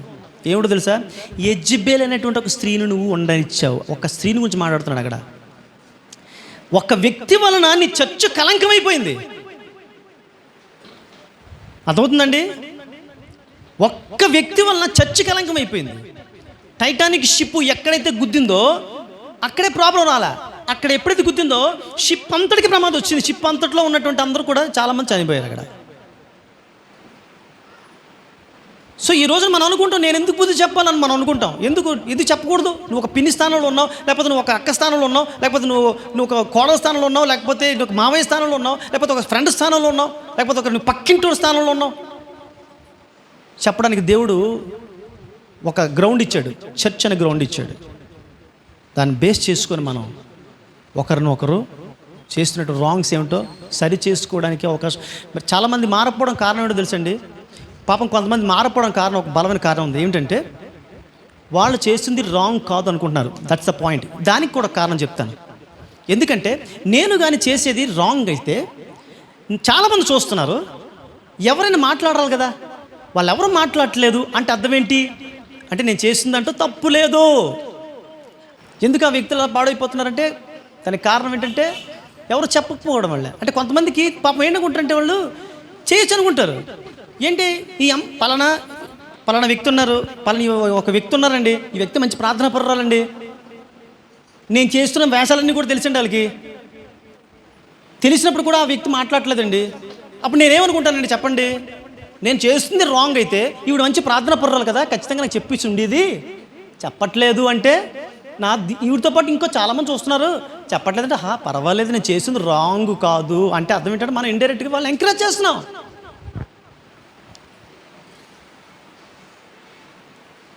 మన సంఘం ఏమిటో, మన సంఘం కాదు, సంఘం అంటే ఏమిటో తెలుసండి? సంఘానికి ఒక డిగ్నిటీ ఉంది. ఏమిటో తెలుసా? పరిశుద్ధ సంఘం, ఎక్లేషియా. బయట నుంచి పిలువబడినటువంటి వారు మనం, లేదా అపవాది సంబంధమైనటువంటి పాప ప్రపంచం నుంచి బయటకు వచ్చినటువంటి వాళ్ళు. ఎక్లేషియా అంటే ఎక్ అండ్ అవుట్. అపరిశుద్ధత నుంచి బయటకు వచ్చిన సంఘం, పాపపు లోకం నుంచి బయటకు వచ్చిన సంఘం, మరలా మునుపటి అపరిశుద్ధతకు వెళ్లకుండా ఉండేటువంటి సంఘం మన సంఘం. అది సంఘం అంటే. సంఘం అంటే ఏదో రేషన్ షాప్కి వెళ్ళినట్లో, లేకపోతే మనం ఎక్కడికి వెళ్తున్నట్టు జీవమగల దేవుడిని దర్శించుకోవడానికి వెళ్తున్నాం ప్రియులరా. జీవమగల దేవుడు ఎవరు? పరిశుద్ధుడు. ఆకాశంలో దేవదూతలు నిత్యము ప్రతి గానములు చేస్తూ ఉంటారు, పరిశుద్ధుడు పరిశుద్ధుడు పరిశుద్ధుడు పరిశుద్ధుడు పరిశుద్ధులు. మరి నీవు నేను విశ్వసిస్తున్నటువంటి దేవుడు ఎవరండి? పరిశుద్ధుడు. దేవుడు తెలుసు ఎవరెవరు ఎటువంటి పాప కార్యాలు ఉన్నారు, అందరికి అందరి గురించి తెలుసు. దేవుడు విడిచిపెడుతున్నాడు, కొంతకాలం టైం ఇస్తున్నాడు. ఆ టైం కూడా ఇవ్వడానికి కారణం ఏంటి తెలుసా? నువ్వు చెప్పాలని, నేను చెప్పాలని దేవుడు చూస్తున్నాడు. సంఘం ఒక బాధ్యత అది. వచ్చేసాం, ఎవరు అలా పోయినా పర్లేదు, అలా అపరిశుద్ధంగా ఉన్నా పర్లేదు, నాకు అనవసరం, నా ప్రార్థన నా భక్తి నాకు చాలు. ఇంకేదో సంఘానికి ఎందుకు రావడం? ఇంట్లో నువ్వు మనం ప్రార్థన చేసుకోవచ్చు కదా. మీరు సమాజంగా కూడుకున్నట్టు మానుకుంటారు, అదే 6వ అధ్యాయంలో. మీరు సమాజంగా కూడుకోవడం ఎందుకు? మనలో ఉన్నటువంటి లోపాలు ఏవైతున్నా ఒకరినొకరు ఎత్తి చూపించుకొని ఆత్మీయమైనటువంటి కీర్తనలతోనూ ఒకరినొకరు హెచ్చరించుకొనొచ్చు, ఒకరికొకరు బుద్ధి చెప్పుకోండి. ఇది మన బాధ్యత, చర్చ్ యొక్క రెస్పాన్సిబిలిటీ. చివరిగా అబ్దుల్ కలాం గారు తెలుసు కదండి, ప్రెసిడెంట్ గారు. ఆయన తన ఇండామిటబుల్ స్పిరిట్ అనేటువంటి పుస్తకంలో ఆయన ఏం రాశాడంటే, చిన్నప్పుడు ఎవరో వాళ్ళ నాన్నగారిని చూడడానికి వచ్చాడంట, ఏదో బహుమానం పట్టుకొని వచ్చాడంట. ఈ అబ్దుల్ కలాం గారు ఉన్నారు, వాళ్ళ నాన్నగారు లేరు. ఈ బహుమానం తీసేసుకున్నాడు ఆయన. వాళ్ళ నాన్నగారు వచ్చారంట, ఎవడిచ్చాడు నేను, ఎవరో నీకు బహుమానం, నీ గిఫ్ట్ అనేసి తీసుకొచ్చారంటే పాట్మని ఇచ్చుకున్నాడట, బొగ్గ కంగిపోయినట్లు. కొడితే మళ్ళీ ఇక్కడ అలా మొత్తం ఇంకా ఎర్రగా అయిపోయిందంట. ఆయన చెప్తాడు అందులో, రే ఎవడబడితే వాడి దగ్గర కానీ మనం ఆ గిఫ్ట్లు తీసుకున్నట్లయితే మనం బానిసలం అయిపోతాం రా. ఇష్టానుసారంగా ఎవరు గిఫ్ట్లు పెడితే వాళ్ళు మనం తీసుకోకూడదు. ఇంకొకసారి ఇటువంటివిగా ఎవరైనా సరే ఆఫర్ చేస్తే ఇమ్మీడియట్గా మా నాన్నగారితో మాట్లాడని చెప్పండి, మా నాన్నగారితో మాట్లాడని చెప్పమని తన కొడుకు చెప్తాడు. ఆయన ఏం రాసుకుంటాడంటే, అప్పటి నుంచి కూడా నా జీవితంలో మార్పు వచ్చేసింది అంటాడు. ఏంటట మార్పు రావడానికి కారణం ఏంటి? ఒక్క లంపకాయ గట్టిగా కొట్టినటువంటి ఒక్క దెబ్బకి అబ్దుల్ కలాం జీవితం మారిపోయింది. బహుశా అలా కొట్టకుండా ఉన్నట్లయితే ఈ రోజున ఒక సమాజం, భారతదేశం ఒక అద్భుతమైనటువంటి ఒక మంచి వ్యక్తిని, ఒక మంచి ఏమంటారు ప్రైమ్ మినిస్టర్, మా ప్రెసిడెంట్, అమ్మ బాబు నేను మర్చిపోతున్నట్టు మీరు మర్చిపోతున్నారా? ఒక మంచి ప్రెసిడెంట్, తర్వాత ఈ స్పేస్కి సంబంధించి ఆయన ఏంటంటే కాంట్రిబ్యూషన్ మనం కోల్పోయి ఉండేవాళ్ళు. ఒక్క దెబ్బ, ఈ రోజున ప్రియమైన వారులారా, ఒక్క దెబ్బ మనకు కొట్టినట్లు ఒక మాట మాట్లాడాల్సిన అవసరం ఉంది. ఒకవేళ మన దగ్గర రాంగ్ చేసినటువంటి వాళ్ళు కనబడుతున్నట్లయితే, నువ్వు చేసింది రాంగ్, తప్పు అంటే, అలా కాదండి, మరి అలాగైతే మాకు ఫ్రెండ్షిప్ దెబ్బతింటుందండి. దేవుడితో నీ ఫ్రెండ్షిప్ దెబ్బతినేస్తుంది. మరి ఉన్నపరంగా మనం కానీ చచ్చిపోయాల్సినట్టు అయితే ఫస్ట్ అడుగుతాడు, నీ ఫ్రెండ్ అలా పాడైపోతుంటే నువ్వేం చేస్తున్నావు అనేసి. సో సంఘం అసలు లేచి ఉంచునండి.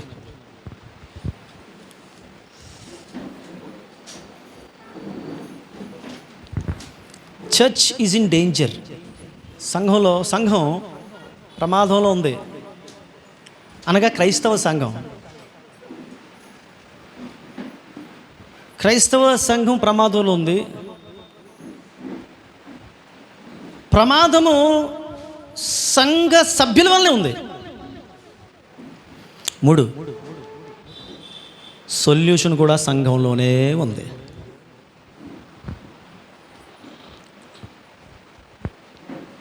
సంఘంలోనే దేవుడు సొల్యూషన్ పెట్టాడు. ఈ రోజున నీ మందిరంలోనే ఉంది, మన దగ్గరే ఉంది సొల్యూషన్. ఎవరో ఆ సొల్యూషన్ ఎవరో కాదు, నీవు నేనే. సంఘంలో ఒక వ్యక్తి పాడైపోతే దాని తాలూకా పర్యవసానం సంఘం అంతటి మీద పడుతుంది. ఆ సంఘం పాడైపోతే ఆ సంఘం అన్న అవమానం ఈ సంఘానికి కర్త అయినటువంటి ప్రభువారికి వస్తుంది. ఈరోజు నువ్వు సంఘాన్ని ప్రేమించినట్లయితే, సంఘానికి కర్త అయినటువంటి అధ్యక్షుడైనటువంటి దేవాదేవునిగా నువ్వు ప్రేమించినట్లయితే, నా సంఘం అపరిశుద్ధంగా ఉండకూడదు అనే ఆలోచనతో మనల్ని మనం ముందు పరీక్ష చేసుకొని, మనలో లోపం లేకుండా చూసుకొని, మన ప్రక్క వాళ్ళు ఎవరైతే ఏ లోపంతో ఉన్నారో వారిని సరిచేసే క్రమంలో, వారిని బాగు చేసే క్రమంలో, వారు ప్రభువారిని మిస్ అయిపోకుండా ఉండాలనేటువంటి ఆలోచన క్రమంలో వారిని బుద్ధి చెప్పాల్సినటువంటి బాధ్యత, భారాన్ని దేవుడు లిటరల్గా బైబిల్లో మనకు తెలియజేశాడు. ఇది వ్యక్తిగతమైన లేకపోతే సొంత మాటలు కాదు. మీరు ఒకరిని ఒకరు బుద్ధి చెప్పుకొనుడి. ఆ కారణం చేత మీ మధ్యలో ఉన్నటువంటి సమస్యను మీరు రూపుమాపండి. ప్రార్థన చేద్దాం. హల్లెలూయా. ఈరోజున ఒక తీర్మానం చేసుకోండి ప్రియులారా. మనము రాంగ్ చేస్తున్నటువంటి వాళ్ళు ఎవరైతే ఉన్నారో నిర్మోహమాటంగా చెప్పాల్సిన అవసరత సంఘం మీద పెట్టాడు దేవుడు. ఇది మొదలుకొని పరిశుద్ధాత్మ దేవుడు మనల్ని పరీక్షిస్తాడు. ఇంతకు ముందులో నవ్వడానికి టైం లేదు. ఇంకా ఏ టైము ఏ పరిస్థితి ఎలా ఉంటుందో మనకు తెలియని పరిస్థితి. దేవుడు ఇచ్చినటువంటి సమయం. అక్కడ ఒక మాట అంటున్నాడు, నేడనే ఒక సమయం ఉన్నప్పుడే ఒకరినొకరు బుద్ధి చెప్పుకోండి. రేపు చెప్తానులే, సరే ఇంకోసారి చూద్దాంలే కాదు. రెడ్ హ్యాండెడ్గా పట్టబడిందా అమ్మాయి లేదా అబ్బాయి? ఏంటి అబ్బాయితో తిరుగుడు నీకు? ఏంటి అమ్మాయితో నీకు చనువు? ఎందుకంటే పరిశుద్ధ దేవునికి సంబంధించిన మ్యాటర్ ఇది. అది వాళ్ళ పర్సనల్ అనుకోకు. నీ మాట వినకపోతే పర్సనల్ అవుతుంది. వాళ్ళకి చెప్పాల్సిన బాధ్యత మనకుంది. మనం ఎందుకు చెప్పాలంటే మనం చెప్పట్లేదు కాబట్టి అది రాంగ్ కాదనుకుంటున్నారు వాళ్ళు.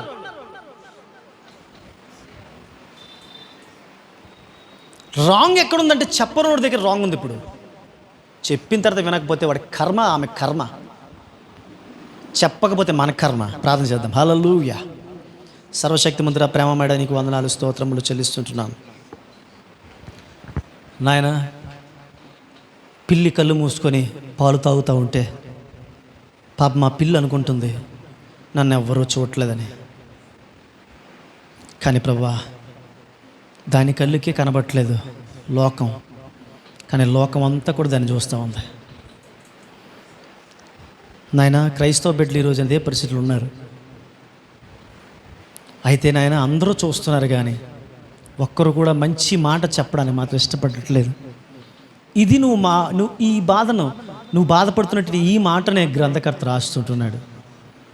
తండ్రి నాయన, మంచి ఆపర్చునిటీ మిస్ అయిపోయే స్థితిలో ఉన్నారు ఆనాటి కాలంలో హెబ్రీలు. అయ్యా, అనవసరంగా మిస్ అయిపోకుండా ఇంత మంచి ఆపర్చునిటీ. మీరు చాలా దగ్గరికి వచ్చారు పరలోకానికి. అయ్యో, మీరు దూరం అయిపోతున్నారు. ఇంత శ్రమలు పడ్డారు, ఇన్ని కష్టాలు పడ్డారు, ఇన్ని సమస్యలకు వచ్చారు. త్రుటిలో మీకు వచ్చినటువంటి మంచి అద్భుతమైన ఆపర్చునిటీ మీరు మిస్ అయిపోతున్నారని. తండ్రి, ఆ యొక్క జూయిష్ పీపుల్తో ఆయన ఈ యొక్క గ్రంథకర్త మాట్లాడుతున్నాడు. ప్రభా, నిజమేనాయన తండ్రి. ప్రభా, అంత దేవుల్లో ఎదిగి ఒక్కసారిగా లోకం వైపు చూచి నాయన లోకంతో మమేకం అయిపోతూ వారు మేము దేవుని సన్నిధికి వస్తున్నాం, దేవునిలోనే ఉంటున్నాము అని వారు అనుకుంటున్నారు. కాదు, వారు భ్రష్టులు అయిపోయారంటే విషయం తెలుసుకోలేకపోతున్నారు. వాళ్ళు మందిరంలో ఉన్నంత మాత్రాన మేము ప్రభువులో ఉన్నామని అనుకుంటున్నారు వాళ్ళు. కానీ ప్రభువుకు వెలుపల ఉన్నారంటే విషయాన్ని మాకు ఈ యొక్క భక్తుడు తెలియపరుస్తున్నాడు.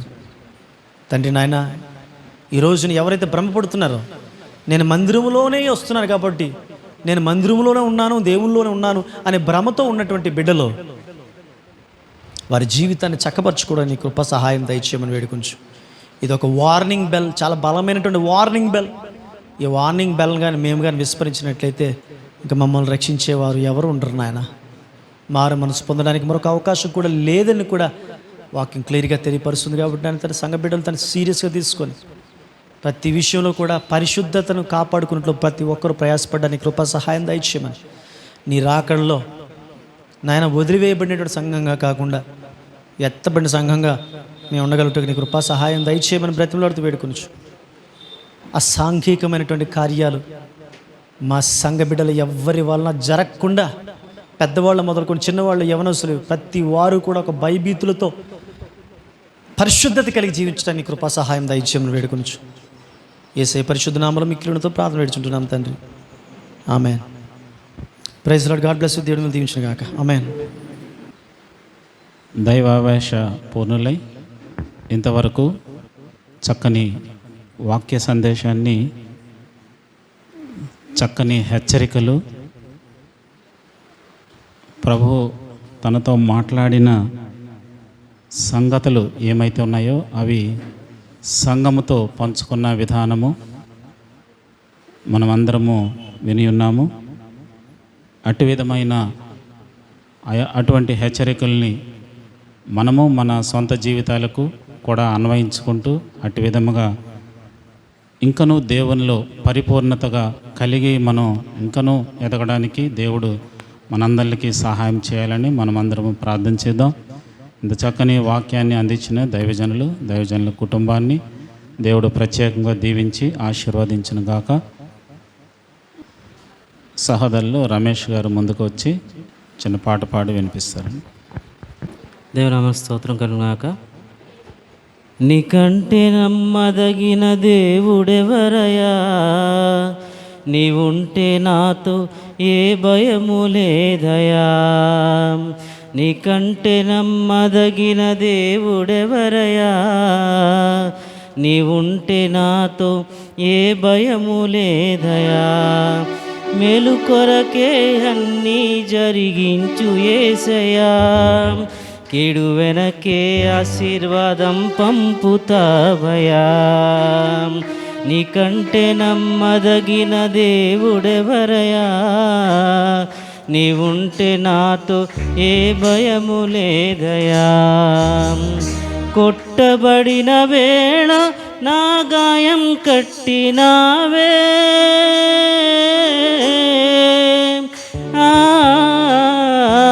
కొట్టబడిన వేళ నా గాయం కట్టినావే. బాధించిన స్వస్థపరిచేది నీవే, బాధించిన స్వస్థపరిచేది నీవే.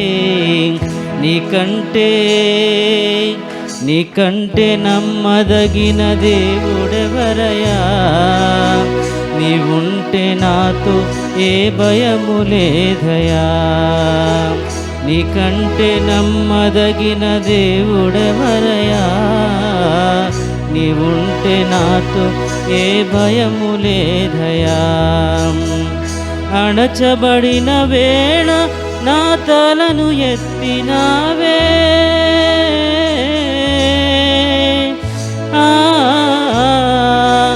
అణచబడిన వేళ నా తలను ఎత్తినావే. శిక్షించిన గొప్ప చేసేది నీవే, శిక్షించిన గొప్ప చేసేది నీవే. నీకంటే నమ్మదగిన దేవుడెవరయా, నీవుంటే నాతో ఏ భయము లేదయా. నీకంటే నమ్మదగిన దేవుడెవరయా, నీవుంటే నాతో ఏ భయము లేదయా.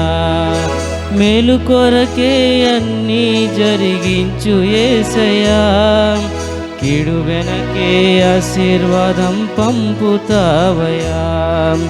మేలు కొరకే అన్నీ జరిగించు యేసయ్యా, కీడు వెనకే ఆశీర్వాదం పంపుతావయా. నీకంటే నమ్మదగిన దేవుడెవరయా, నీవుంటే నాకు ఏ భయము లేదయా. విడువబడిన వేళ నన్ను చేరదీసినావే,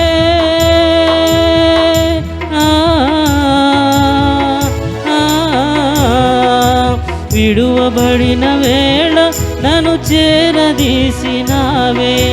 కోపించిన కరుణ చూపేది నీవే, కోపించిన కరుణ చూపేది నీవే. నీకంటే నమ్మదగిన దేవుడెవరయ్యా, నీవుంటే నాకు ఏ భయము లేదయా. నీకంటే నమ్మదగిన దేవుడెవరయ్యా, నీవుంటే నాకు ఏ భయము లేదయా. Praise the lord. దేవుని స్తోత్రం కరుణగాక. పరమ తండ్రి యేసు ప్రభువా, నాయన నీకు వందనాలు. నీ పాదాల చెంతకు తీసుకురాబడి నీ కానుకను బట్టి నీకు వందనాలు. నీ బిడ్డలు నిన్ను ప్రేమించి ప్రభా తన ప్రయాసతో నీ సన్నిధికి వచ్చి నాయన ఇచ్చిన ఈ కానుకను దీవించి నూరంతలుగా ప్రభా ఈ బిడ్డలను ఆశీర్వించమని, ఎంతకు అనేకింతలు తిరిగి విరిగమ్మని యేసు నామములో వేడుకున్నాను తండ్రి, ఆమేన్. పావురమా నీ ప్రేమ ఎంత మధురమో, నా పావురమా నీ మనసు ఎంత నిర్మలమో. పావురమా నీ ప్రేమ ఎంత మధురమో, నా పావురమా నీ మనసు ఎంత నిర్మలమో.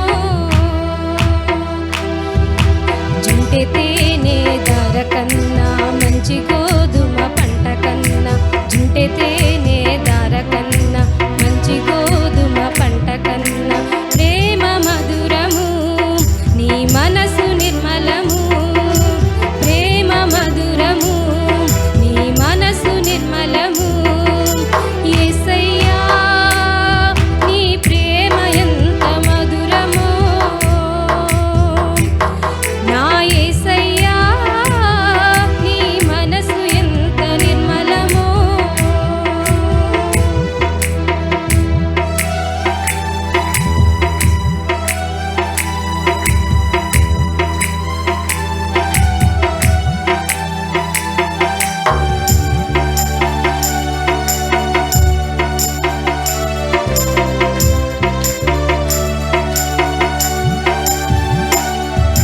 కొండల్లోన కోనల్లోన నిన్నే వెదికాను, ఊరువాడ వీధుల్లోన నిన్నే అడిగాను.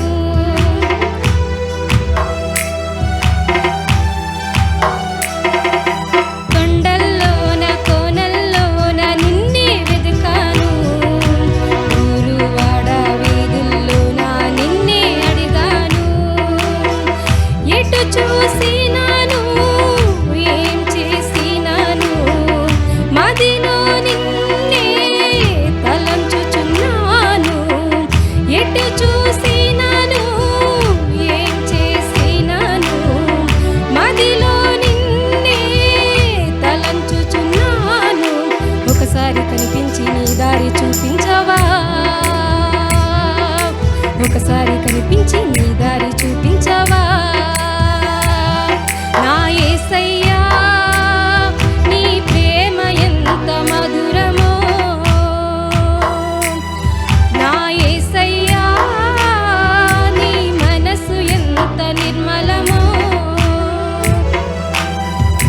జుంటె తేనె ధార కన్నా మంచి గోధుమ పంట కన్నా, జుంటె తేనె ధార కన్నా మంచి గోధుమ పంట కన్నా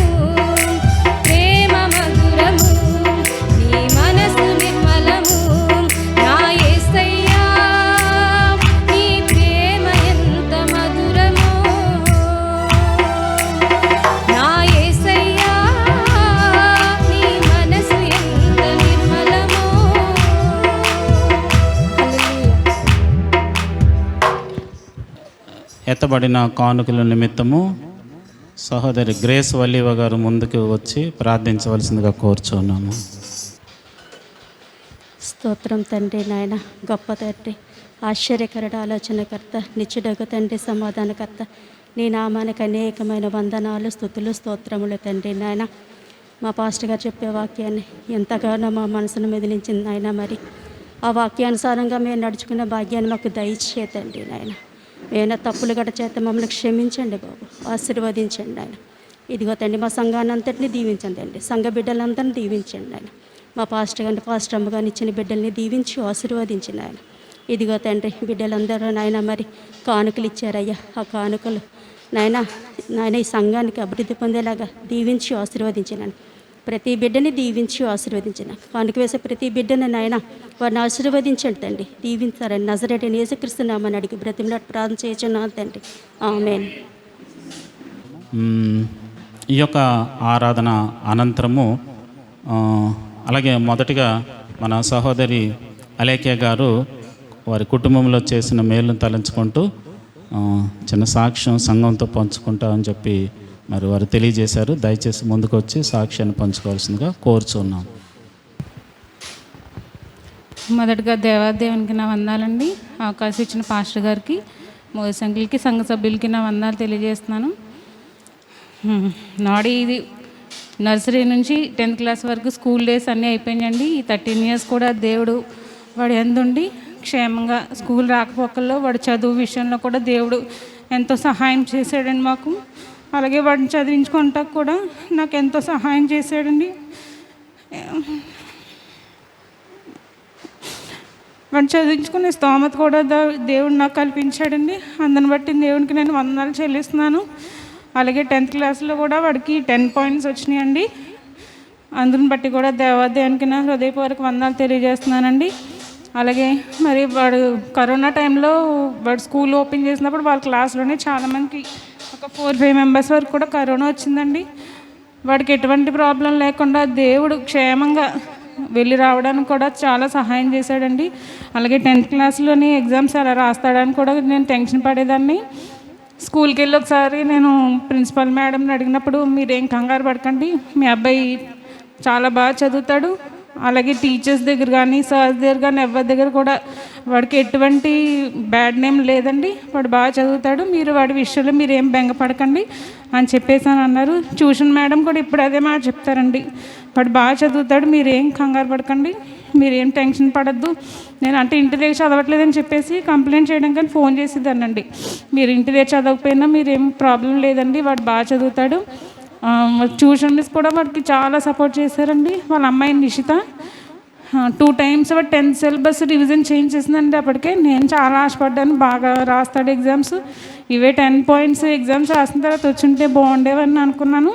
కానీ ముందు రాసిన ఎగ్జామ్స్ని బట్టే ఇస్తున్నామండి, దాన్ని బట్టే మార్క్స్ వస్తాయి, ఏం ప్రాబ్లం లేదని చెప్పేసి అన్నారు. దేవుడు వాడి విషయంలో చాలా మేలు చేశాడండి. అలాగే కాలేజీలో కూడా జాయిన్ చేశాను. ఈ 13 years దేవుడు ఎట్టి రీతిలో అయితే నా బిడ్డకు తోడుగా ఉన్నాడు, అలాగే ఇక ముందు కూడా తోడుగా ఉండాలి. మీ ప్రార్థనలో జ్ఞాపకం చేసుకోనండి.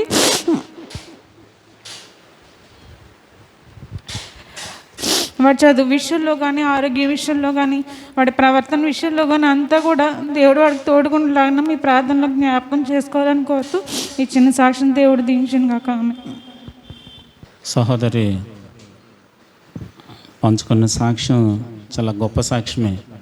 ఎందుకంటే మరి చిన్ననాటి నుంచి కూడా తనే తల్లి తండ్రి అన్నీ సమస్తమయ్యి పెంచి పెద్ద చేసి మరి ఎంతో అల్లారుముద్దుగా పెంచుతూనే ఇంకో రకంగా దైవికంగా కూడా ఆ బిడ్డ ఎదగడానికి, ముఖ్యంగా దైవికంగా ఎదగడానికి, అది ఎప్పుడైతే దైవికంగా ఎదుగుతూ ఉన్నారో ఆ యొక్క కేర్ అంతా ఆటోమేటిక్గా దేవుడే చూసుకుంటాడు. అటు విధంగా మరి దేవుని యొక్క కాపుదల ఉంచి మంచి జ్ఞానం ఇచ్చి తెలివితేటలు ఇచ్చి మరి 10/10 మార్క్స్ రావడము అంటే అదేమీ చిన్న విషయం ఏం కాదు. మరి అటు మనం చూస్తున్నాం, ఏమీ అబద్ధాలు కాదు, ఇంకోటి కాదు, చూస్తూనే ఉంటాం ఆ బిడ్డని ఎంతో కాలం నుంచి. మరి ఏ విధంగా ఆ బిడ్డ సంఘంలో పరిచయం చేస్తున్నాడు, అలాగే వాళ్ళ తల్లి ఏ విధంగా పరిచయం చేస్తుందో, అలాగే వాళ్ళ యొక్క అమ్మమ్మ గారు వాళ్ళ యొక్క మిగిలిన కుటుంబ సభ్యులు వాళ్ళంతా ఏ విధంగా ఉన్నారో మనంతా ఎరిగిన వాళ్ళు. ఎప్పుడైతే వన్స్ మనం దేవునిలో ఉంటామో, దేవుని యొక్క పరిచర్యలో ముందు కొనసాగుతామో, దేవుడు మన పనులు ఆయన మరి చూసుకుంటాడు. ఇదే గొప్ప సాక్ష్యం. ఒకసారి ఆ బిడ్డకు అందరం ఒకసారి చప్పట్ల ద్వారా అభినందనలు తెలియజేయవలసిందిగా కోరుచున్నాము. వచ్చే ఆదివారము యథావిధిగా 9కే ఆరాధన ఉంటుంది. Thank you sir. మరి మోజీ గారికి ప్రత్యేక వందనాలు తెలియజేస్తున్నాను అండి. మరి ఈ సమయంలో మరి ఈరోజు మొదలుకొని ఈ వారం చివరి వరకు నూతన జన్మదిన వివాహ దినాలు జరుపుకోబోతున్నటువంటి బిడ్డల కోసం జ్ఞాపకం చేస్తున్నామండి. మరి మంగళవారం నాడు నూతన జన్మదినం జరుపుకోబోతున్నాడు మన దేవరపల్లి సాయమ్మ గారి యొక్క మనవడు లూదియా యేసు దంపతుల యొక్క కుమారుడు జస్వంత్కి జన్మదిన శుభాకాంక్షలు. అలాగే మరి బుధవారం నాడు మన ప్రియమైనటువంటి సండే స్కూలు పరిచర్యలో పరిచర్యలో అగ్రగణ్యుడైనటువంటి మరి ఆ సండే స్కూల్కి పెద్దగా చాలా బాధ్యతాయుతమైనటువంటి సర్వీస్ చేస్తున్నటువంటి మన పల్లపాటి రమేష్ యొక్క జన్మదినం అండి. రమేష్కి జన్మదిన శుభాకాంక్షలు ముందుగానే తెలియజేస్తూ ఉన్నాం. తర్వాత మరి అదే రోజు బుధవారం నాడు మన సంఘ పెద్దలు బోటపాటి ప్రసాద్ గారు కమల గారి యొక్క మరి కుమార్తె యవనస్తురాలు సంధ్య కూడా జన్మదినం జరుపుకుంటుందంటే సంధ్యకు కూడా జన్మదిన శుభాకాంక్షలు.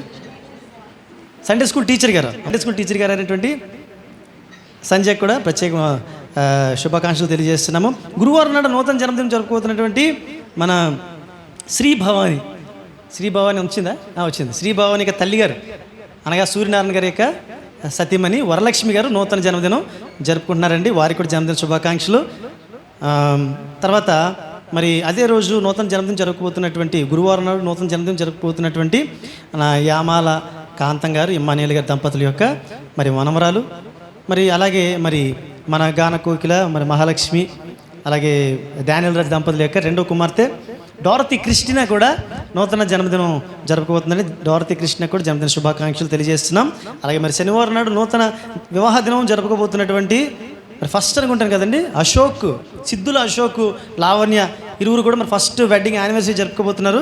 వారికి కూడా వివాహ దిన శుభాకాంక్షలు తెలియజేస్తున్నాం. మరి వచ్చే ఆదివారం నూతన జన్మదినం జరుపుకోబోతున్నటువంటి ఇంతవరకు కూడా ఎప్పుడు కూడా మనం విననటువంటి ఒక మంచి వ్యక్తి ఈ చర్చికి మరొక మంచి కీలకమైనటువంటి వ్యక్తి మన దివంగతులైనటువంటి లేటు తాతారావు గారి యొక్క సతీమణి మన సత్య యొక్క తల్లిగారైనటువంటి పసగడుగుల పార్వతి గారు కూడా నూతన జన్మదినం జ్ఞాపకం ఉంది నాకు.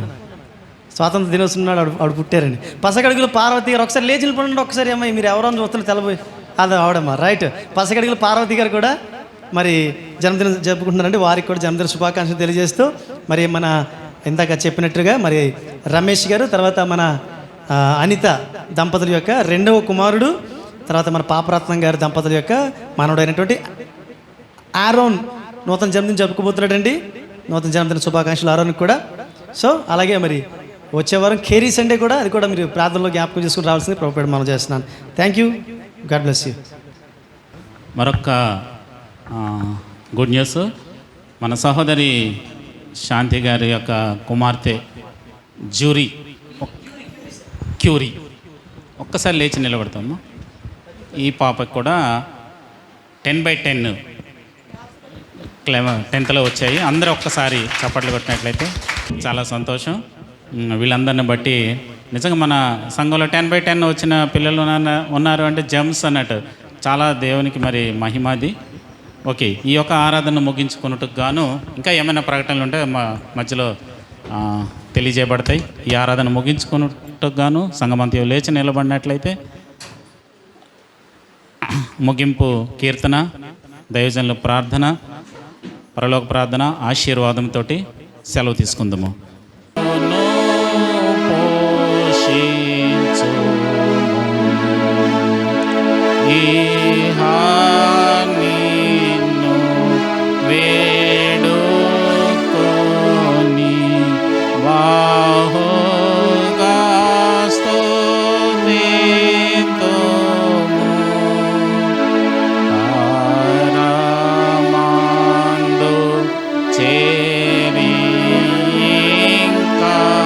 స్తోత్రము చెల్లింతుము.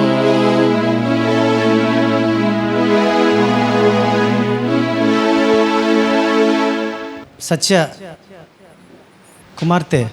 సరే, దివ్య కూడా 10/10 వచ్చిందటండి. చాలా సంతోషం, చేపలు కొడుతుంది గట్టిగా.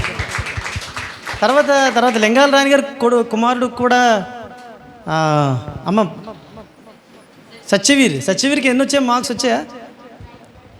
చాలమ్మా, మరి 9 వచ్చాయి కదా, ఇది కంగారు పడతారేంటి? సో 9.3. సో వెరీ గుడ్, చెప్పలు కొడతాం ఒకసారి. Thank you, God bless you. ప్రార్థన చేద్దామండి. సర్వశక్తిమంతుడా, ప్రేమగల మా తండ్రి, నిన్ను స్తుతిస్తున్నాం, నాన్న కనపరుస్తున్నాం ప్రభా. చక్కగా ఈ ఆరాధన జరిగించావు, నీకు వందనాలు, స్తోత్రాలు చెల్లిస్తున్నాం. నీవు మాతో మాట్లాడి ఉన్నావు, మేము విశ్వసిస్తుంటున్నాం తనైనా ప్రభా. తనైనా ప్రభా, సంఘం అనగా మాలో ఉన్న లోపాలను నువ్వు ఎప్పుడు కూడా సరిచేసేటువంటి వాడు. ఆ క్రమంలో తనైనా వాక్యం ద్వారా మాతో మాట్లాడుతావు, నీకు వందనాలు. మాతో మాట్లాడేవని మేము నమ్ముచుంటున్నాం, నీకు వందనాలు, స్తోత్రాలు. ఆ రీతిగా ప్రతి ఒక్క బిడ్డ కూడా నమ్మగలటు నీ కృపా సహాయం దయచేయం బ్రతినట్టు వేడుకోవచ్చు. మేము మంటి వారం మరొకసారి మేము జ్ఞాపకం చేసుకుంటున్నాం. మేము బ్రతుకున్నంత కాలం నీ చిత్తాన్ని ప్రభా కనీసం మేము నెరవేర్చాల్సిన ఆవశ్యకత, మా మీద నీ పెట్టిన బాధ్యతను మేము చక్కగా నిర్వర్తించాల్సిన బాధ్యత మాకున్న కొద్ది కాలంలోనే మేము నిర్వర్తించాల్సిన అవసరం మా మీద ఉంది. కాబట్టి నాయన దయచేసి ఈ విషయంలో నీ కృపా సహాయము దయచేయం బ్రతినట్టు వేడుకుంటున్నప్పుడు ప్రతి ఒక్కరూ తన ప్రేమతో తీసుకొని ఆ రీతిగా ప్రభా తన వాక్య ప్రకారం తమ జీవితాలను తను సరిచేసుకుని ప్రభా తండ్రి. నాయన ప్రభువా, నా నిష్కలంకమైనటువంటి ప్రభా తండ్రి సంఘముగా నాయన మా సంఘం ఉండగలుగుటకు నీ కృపా సహాయం దయచేయమని బ్రతిమలాడుతూ వేడుకున్నాడుచున్నాం తండ్రి. ప్రభువా నాయన యేసయ్య నీకు వందనాలు. అలాగనే ప్రభా, మరి ఈ రోజు మొదలుకొని వారం చివరి వరకు నూతన జన్మదిన వివాహ దినాలు జరుపుకోబోతున్న ప్రతి బిడ్డలను దీవించి నువ్వు ఆశీర్వదించమని కూడా బ్రతిమలాడుతూ వేడుకుంటున్నాం నాన్న. మరి గత వారం సోమవారం నడతాను నాయన ప్రభావ, చక్కగా మరి గృహ కూడిక నడతాను మరి ప్రభావ. మరి ఇందిర వారి యొక్క నాయనతని ప్రభావ తల్లి, మరి అలాగనే కీర్తి మరి వారి యొక్క కుటుంబం నాయనతని చక్కగా కూడికని ఏర్పాటు చేసుకున్నారు ప్రభావ తల్లి. మరి సుధాకర్ గారు వారి కుటుంబం అయ్యా మరి చక్కగా జరిగింది నాయన, నీకు వందనాలు, స్తోత్రాలు. వచ్చిన బిడ్డలను బట్టి నేను చాలా సంతోషించాం ప్రభా తండ్రి. నాయన తండ్రి, మరి బాధ్యతాయుతంగా బిడ్డలు చక్కగా వచ్చారు ప్రభా తండ్రి. నాయన యేసయ్య, అలాగే ఇంకా ఎవరైతే రాలేకపోతున్నారో, ఒకవేళ మేము పెట్టుకుంటే కూడా ఒకసారి రారేమో అన్నట్టు ఒక భయమైన కలు చేసి ఆ బిడ్డలు తండ్రి నాయన ఇటువంటి కార్యక్రమాలకు వచ్చి ఆ కూటాన్ని పెట్టుకున్న ప్రతి ఆ బిడ్డలను సంతోషపరిచే బిడ్డలుగా ఉండగలుగుటకు నీ కృపా సహాయము దయచేయమని కూడా బ్రతిమలాడుతూ వేడుకుంటున్నాము స్వామి. నీకు వందనాలు, స్తోత్రాలు చెల్లిస్తుంటున్నాం తండ్రి ప్రభా. మరి వచ్చే ఆదివారం జరగబోయేటువంటి నాయన ప్రభా తండ్రి యొక్క విలియం కేరీ సండే, అలాగనే ప్రభా తండ్రి అదే రోజున ప్రభా తండ్రి మరి వారి యొక్క కుమారుడి యొక్క జన్మదినం సందర్భంగా ఒక మంచి సాక్ష్యంతో నన్ను మరి చక్కగా నన్ను ప్రేమ విందుకు ఆహ్వానించినటువంటి రమేష్ గారు, అనిత వారి కుటుంబాన్ని బట్టి కూడా నీకు వందనాలు, స్తోత్రాలు. మరి తండ్రి మరి ఆ కార్యక్రమం కూడా ఉంది కాబట్టి నన్ను తండ్రి చక్కగా నన్ను మరి చర్చిని అంతటినీ కూడా తన మీరు పిల్లలతో అందరూ ఫ్యామిలీతో కలిసి రండి అని వారు ఇచ్చిన ప్రేమపూర్వక ఆహ్వానం చాలా గొప్పది స్వామి. నన్ను మరి ఆ యొక్క కార్యక్రమం కూడా విజయవంతంగా సంతోషకరంగా జరిగేటట్లు నువ్వు సహాయం దయచేయండి ప్రభా తండ్రి. నాయన ప్రభా, సాక్ష్యం చెప్పనైనా నీ బిడ్డను కూడా నువ్వు అన్ని విధాలా నాయన తండ్రి బలపరిచి నాయన తండ్రి మరి యొక్క సాక్ష్యంతో సంసిద్ధులు కావడానికి నువ్వు సహాయం దయచేయమని కూడా బ్రతిమలాడుతూ వేడుచుంటున్నాము స్వామి. నీకు వందనాలు, స్తోత్రములు చెల్లిస్తున్నాం. అలాగే నాయన ప్రభువా తండ్రి నాయన మరి సమయంలో ప్రభువా మరి పరీక్షల్లో నాయన విజయాన్ని సాధించి నాయన ప్రవర్తన నాయన మరి ప్రభువా మరి ఇంతకుముందు వారు చూపించినటువంటి ప్రతిభను ఆధారం చేసుకొని మరి మార్క్స్ నాయన ఇవ్వబడినటువంటి విధానం బట్టి నీకు వందనాలు, స్తోత్రం చెల్లిస్తున్నాను. అదే క్రమంలో ప్రభా తండ్రి నాయన మరి కష్టపడి చదివినటువంటి బిడ్డలు, కష్టపడి చదివి మునుపు పరీక్షలు రాసినటువంటి ప్రీబెడ్లో నాయన తండ్రి ప్రభా నాడీ కోసం నేను స్తుతిస్తున్నాం తండ్రి నాయన ప్రభా. మరి అలాగనే తండ్రి క్యూరీ, నైసి, మరి సత్యవీర్ నాయన మరి సత్య వీళ్ళందరూ కూడా ప్రభా తండ్రి చక్కగా నాయన ప్రభా మంచి మార్కులతో, ముఖ్యంగా అందులో 10/10 మార్కులతో ఉత్తీర్ణ ప్రతి బిడ్డను బట్టి కూడా ప్రత్యేకంగా నేను స్తుతిస్తూ కనబరుస్తూ ప్రభా తండ్రి నాయన రాగల దినాల్లో ప్రభా తండ్రి మరింత మంచి ప్రతిభ కనబరుచుటకు నువ్వు సహాయం దయచేయం వేడుకునడుచు నాయన ప్రభా. ఒక ప్రక్క బిడ్డలు నాయన తండ్రి యొక్క చక్కటి పరిచర్యలో నాయన ప్రభా వారు ముందుకు వెళుతూ అలాగే తండ్రి వారు కష్టపడి చదువుతున్నారు. అందుని బట్టి మాకెంతో మా సంఘానికి ఇది గర్వకారణం ప్రభా తండ్రి. అలాగనే ప్రభా రాగల దినాల్లో కూడా ప్రభా తండ్రి నాయన మరి ఈ రీతిని ప్రభు వారి ప్రతిభను కనపరచడానికి నాయన తండ్రి వారి యొక్క ముందుకు నువ్వు సంసిద్ధులు కావడానికి నువ్వు తప్పక సహాయం చేయమని నీ బంగారు పాదాలను పట్టుకుంటూ బ్రతిమలాడుతూ వేడుచుంటున్నాం స్వామి. నీకు వందనాలు, స్తోత్రములు చెల్లిస్తుంటున్నాం. అలాగనే ప్రభుత్వ అనారోగ్యంతో బాధపడుచున్నటువంటి బిడ్డల కోసం మేము ప్రార్థన చేస్తుంటున్నాం తండ్రి ప్రభు. నాయన యేసయ్య మరి ఇదిగో నాయన ప్రభు ఈశ్వరి గారి కోసం ప్రార్థన చేస్తున్నాం నాయన. మరి వారు కొంత బలహీనతకు గురైంటున్నారు నాయన ప్రభు తండ్రి. ఒక్కసారి నా బిడ్డను జ్ఞాపకం చేసుకుని మనం వేడుకున్నాడుచున్నాం స్వామి. నాయన బిడ్డను ముట్టండి, స్వస్థపరచండి, సంపూర్ణ ఆరోగ్యంతో నింపి నడిపించమని బ్రతిమలాడుతూ వేడుకున్నాడుచున్నాం తండ్రి ప్రభు. అలాగే నన్ను మరి కేబుల్ బుజ్జి కోసం ప్రార్థన చేస్తున్నాను నాయన ప్రభు. మరి చక్కటి సాక్ష్యాన్ని పావని మరి శుక్రవారం నాడు బిడ్డ చక్కగా పంచుకుంది ప్రభా, నీకు వందనాలు. చాలా భయంకరమైన పరిస్థితుల్లో నుంచి నాయన కేబుల్ బుజ్జిని నాయన ప్రభా నువ్వు రక్షించావు ప్రభు. నీకు లెక్కలేని స్తోత్రం చేస్తున్నా. తన బుజ్జిని ఆశీర్వదించు. ఇంకనూ నేను సంపూర్ణ స్వస్థత ఆరోగ్య బిడ్డ కలుగు చేయడం బ్రతిమలాడుతూ వేడుకు నడుచున్నాం తండ్రి ప్రభా. నాయన తండ్రి మరి వారి సంతోషంతో నాయన ప్రభా వారి చిన్న ట్రీట్ కూడా ఆ యొక్క మధ్యాహ్న సాయంకాల సమయంలో ఇవ్వడం జరిగింది ప్రభా. అందుని బట్టి కొన్ని నీకు వందనాలు స్తోత్రాలు ప్రభా. తన నాయన ప్రభా మరి బుజ్జి కుటుంబాన్ని నువ్వు దీవించి ఆశీర్వించమని వేడుకు నడుచున్నాం. అలాగే నాయన తన మరి గ్రేస్ ఒలివ్ గారు నాయన కొంత నాయన బలహీనత బాధపడుచున్నట్లుగా గత శుక్రవారం ఉపవాస ప్రార్థనలో వారు చెప్పింటున్నారు. వారి కోసం మేము ప్రార్థన చేస్తున్నాం నాయన ప్రభా. వారిని ముట్టండి, స్వస్థపరచండి. వారికి నాయన తన వెనక ఉన్నటువంటి భాగంలో వారికి ఉన్న ప్రాబ్లం ఏమైతున్నదో, పెయిన్ ఏదైతుందో తొలగించిన సంపూర్ణ స్వస్థత వారి దైత్యములను బ్రతిమలాడుతూ వేడుకున్నాడు చున్నాం తండ్రి ప్రభా. దాసరి సుశీల గారి కోసం ప్రార్థన చేస్తున్నాం. ఎవరైనా తన గోపి గారి తన వారి పిని కోసం ప్రార్థన చేయమని చెప్పింటున్నారు. తను కొంత బలహీనత గురైనా చెప్పింటున్నారు. ఆయన అప్పుడు సుశీల గారిని ముట్టండి, ఆయన స్వస్థపరచండి. ఆయన ఆ బిడ్డ మళ్ళా నీ మందిరాన్ని రావడానికి తగిన శక్తిని దైత్యం వేడుకున్నాడు చున్నాం తండ్రి ప్రభా. వృద్ధాప్యం ఉన్నటువంటి నాయన మరి ప్రభా తన నాయన యేసయ్య బిడ్డ కోసం మేము ప్రార్థన చేసి ఎంతపల్లి మాణిక్యం గారు నాయన తన కష్టమైనప్పుడు కూడా ఎంతో కష్టపడిన నడుచుకుంటున్నాను ఇక్కడికి వచ్చారు ప్రభా. నాయన బిడ్డను ఇంకనూ నన్ను దర్శించండి. ఆ బిడ్డకు మరింత మంచి ఆరోగ్యం, శక్తి, బలం దయచేసి ఆ కుటుంబాన్ని అంతా దీవించమని వేడుకుంటున్నాం. అలాగే నేను ప్రభు నీ సంఘంలో చక్కటి పరిచయం చేస్తున్నాడు. ఎలీషా కోసం ప్రార్థన చేస్తున్నాం. బిడ్డనైనా కొంత బలహీనతో బాధపడుచున్నట్లుగా చెప్పి ఉన్నారు నాయన ప్రభా తండ్రి. ఆ కారణం చేత నాయన బిడ్డ రాలేకపోయింటున్నాడు తండ్రి. ఈ సమయంలో ఈ రోజున ఈ నాయన ప్రభా తండ్రి నాయన తండ్రి మరి తన ప్రజెన్స్ని మేము మిస్ అయి ఉంటున్నాము ప్రభా తండ్రి. మరి ఆ బిడ్డను ముట్టండి, స్వస్థపరచండి. తనకు ఉన్నటువంటి బలహీనత ఏమైతే ఉన్నదో నాయన నువ్వు ముట్టండి, స్వస్థపరచండి. శరీరంలో తనకున్న ప్రతి బలహీనతను తొలగించి సంపూర్ణమైనటువంటి స్వస్థత ఆరోగ్యమును కలుగు చేయమని బ్రతిమలాడుతూ వేడుకున్నాడు చున్నాం తండ్రి ప్రభా. ఇంకా నాయన సంఘ బిడ్డలు ఎవరైనా అనారోగ్యాలతో ఉన్నట్టుంటే వారందరినీ కూడా నువ్వు జ్ఞాపకం చేసుకున్నాను తను. మరొకసారి యామల కాంతం గారి కోసం మరోసారి ప్రార్థన చేస్తున్నావు. వారు పరిపూర్ణంగా నేను కోలుకోవడానికి నీ కృపా సహాయం దయచేయమని వేడుకున్నాడు చున్నాం తండ్రి. నన్ను మరి యామల మేరీ గారు తన నన్ను కొంత బలహీనత గురైనట్లుగా తెలిసింది ప్రభా నాయన తండ్రి. మరి వారి కోసం కూడా మేము ప్రార్థన చేస్తున్నాం. వారిని కూడా ముట్టి స్వస్థపరచండి, సంపూర్ణ ఆరోగ్యం నింపి నడిపించమని బ్రతిమలాడుతూ వేడుకొని చుని చిత్తమైతే నాయన ప్రభా నేను అక్కడ ఆశిస్తే మరోసారి ప్రభా తన నాయన ప్రభా మరి నాయన మరి స్త్రీల కూడిక తన నాయన ప్రభా మరి వారమధ్య కూడిక అలాగే నేను తన ప్రభా ఉపవాస కూడిక మరి వీటన్నిటిలో కూడా తను మేము పాల్పంపులు పొందుకున్న తర్వాత మరి సండే కూడా అందరం కూడా కలుసుకుని మాయంపరిచే భాగ్యం దయచేయం బ్రతిమలాడుతూ వేడుకొని చక్కగా ఆరాధన నడిపించిన మోసెస్ గారిని బట్టి కూడా నీకు లెక్కలేని వందనాలు, స్తుతులు, స్తోత్రములు చెల్లిస్తుంటున్నాం తండ్రి ప్రభా నాయన తండ్రి. మరి నాయన మరొకసారి నీ పాదాలకు లెక్కలేని వందనాలు, స్తోత్రాలు చెల్లిస్తున్నాను తండ్రి. కూర్చున్న బిడ్డలందరినీ తన క్షేమకరంగా మా గృహాలకు చేర్చమని బ్రతిమలాడుతూ వేడుకున్నాడు. ఇక శుభ సందర్భాన్ని పురస్కరించుకొని తన ట్రీట్ ఏర్పాటు చేసినటువంటి అలికి వారి కుటుంబాన్ని కూడా నువ్వు దీవించమని బ్రతిమలాడుతూ వేడుకున్నాడు. నజరేయుడగు యేసు అతి పరిశుద్ధ నామములో అతి మిక్కిలినతో ప్రార్థన వేడుచుంటున్నాం తండ్రి, ఆమేన్. మన పరమ తండ్రి అయిన దేవుని ప్రేమ, మన ప్రభువును ఆయన ప్రియకుమారుడు యేసుక్రీస్తు వారి యొక్క కృప, ఆదరణకర్త పరిశుద్ధాత్ముని అన్యోన్య సహవాసం, నడిపింపు, కాపుదల, సకల ఆశీర్వాదములు సదాకాలం మనకును మన కుటుంబాలకు మన సంఘమును ప్రేమించు ప్రతి బిడలకును ఆత్మీయంగా ఎదుగుచున్నటువంటి ప్రతి బిడలకును చక్కగా మరి కష్టపడి చదివి మంచి మార్కులతో ఉత్తీర్ణమైనటువంటి యవ్వన బిడ్డలకును ఇప్పుడు సదాకాలం ప్రభు వరచు పర్యంతముతోడే కాపాడి సంరక్షించి నడిపించుగాక. ఆమేన్. ఆమేన్.